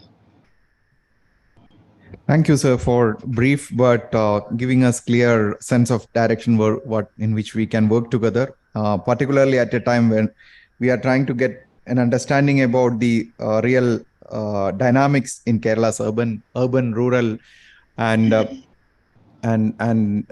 interface, and we don't have the census 2021 data. So obviously, whatever the geospatial intelligence can help us to understand how the real-time dynamics, especially there had been case studies of using nightlight data for understanding the urban expansion. So using technology to understand the spatial dynamics in Kerala's urban peri-urban area, and also facilitating greater dialogue between the citizens as well as the local government institutions will be a great frontier that we can go together. So thank you for offering your support and also being our partner in this. Let me now invite Dr. Anil. Permit, Dr. Ajit, only since you mentioned brief, I didn't go into details. The reason is the challenge for in Kerala will be our rural-urban fringe. That is one of the things, which the new planning policy tells about taking the fringe also into the planning area. So how much of fringe we will take. So that will be a new thing as far as Kerala is concerned, because we have a continuous habitations.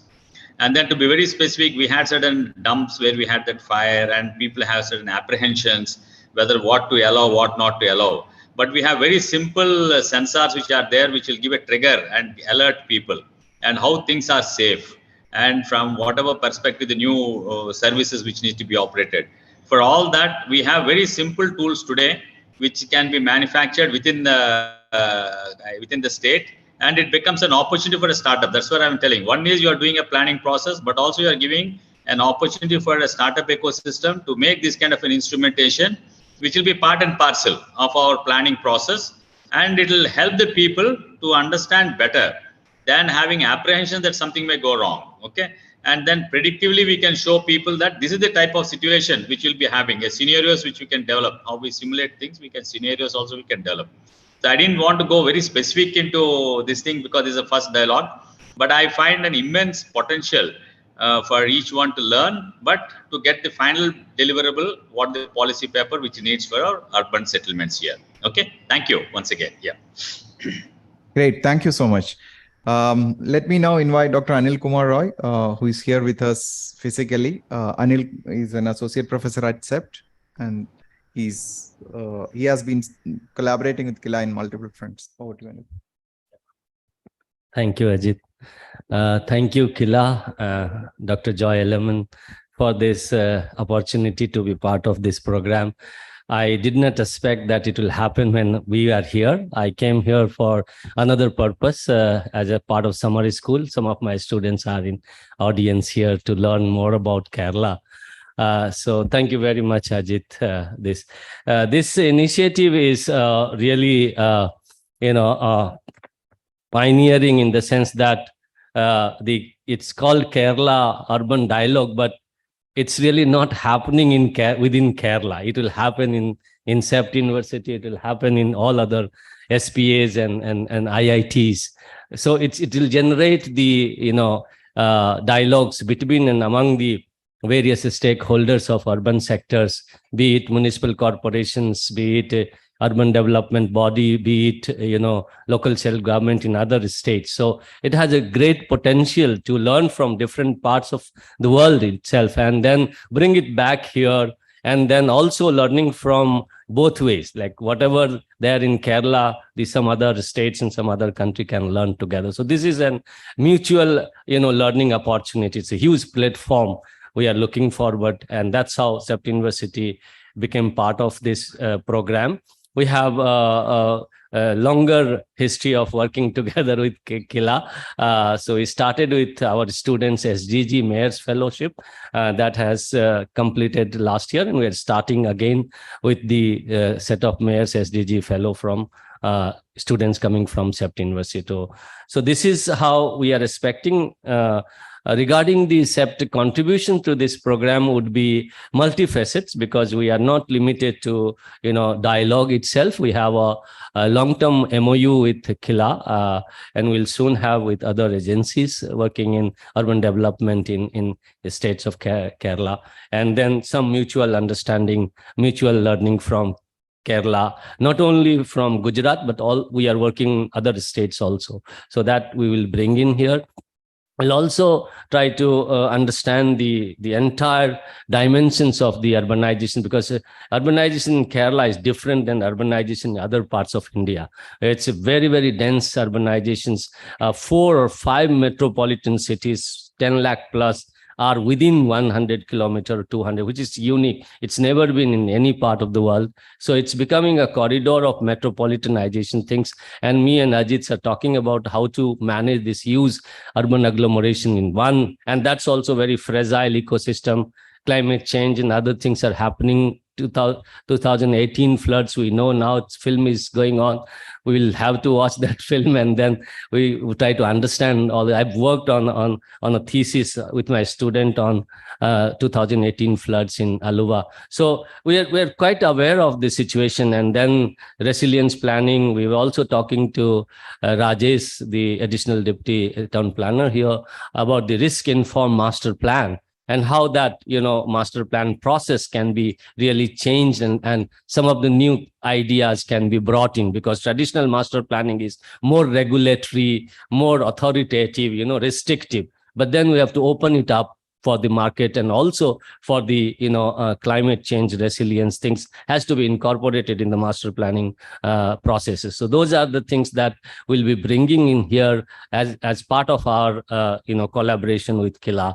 Apart from that, we'll also be looking forward for other programs of KILA in terms of training the trainers, training the municipal capacity building, which we have been doing for a long period of time in other parts of the country, as part of our JNURM initiative, and also as part of our smart city projects supports to the Government of India urban local bodies capacity building. So I have a great hope here with this program.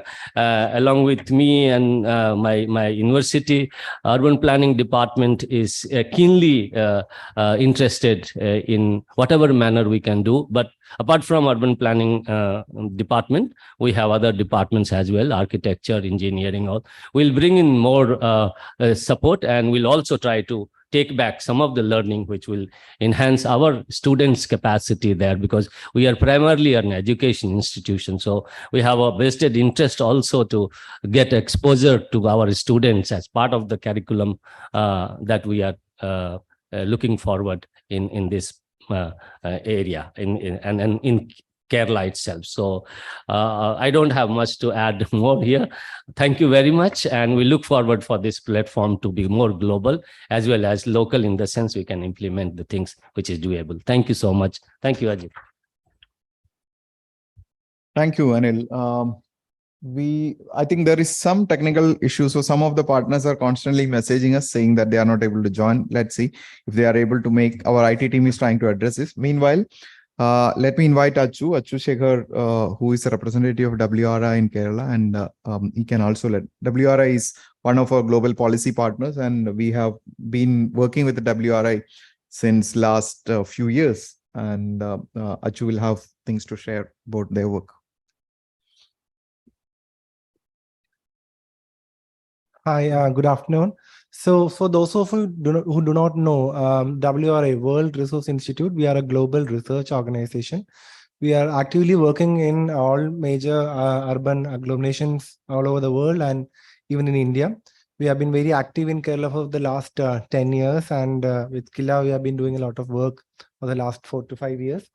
So basically, what we feel is that there is a lot of work which is happening in silos, whether in the universities or whether by individual cities or even institutions.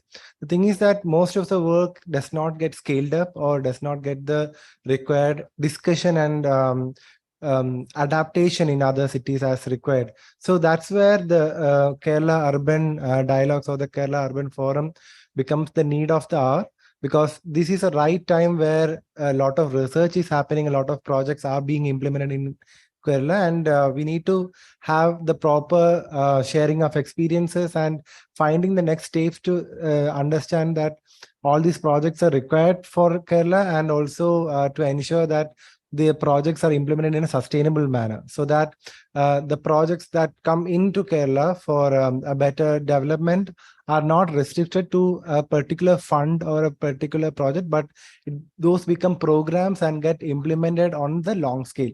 So the long-term sustainability is something that we need to focus under this forum. So the discussions become very important. They become very critical, and we need to bring in more stakeholders and the funding. So the most important part is the funding aspect. Like we have a lot of ideas, but we do not have the required funding to implement those. So such kind of dialogues are very critical within Kerala, and those of you who are from other universities as well, or we need to take the discussion out of Kerala, and like all over India, we need to have such discussions, because whenever there's a new project or a new funding coming, like people are more interested in mega cities like Chennai, Bangalore, or others. So we need to bring in more funding and projects into Kerala, and I think this is the right platform for that. Thank you. Thank you, Achu. So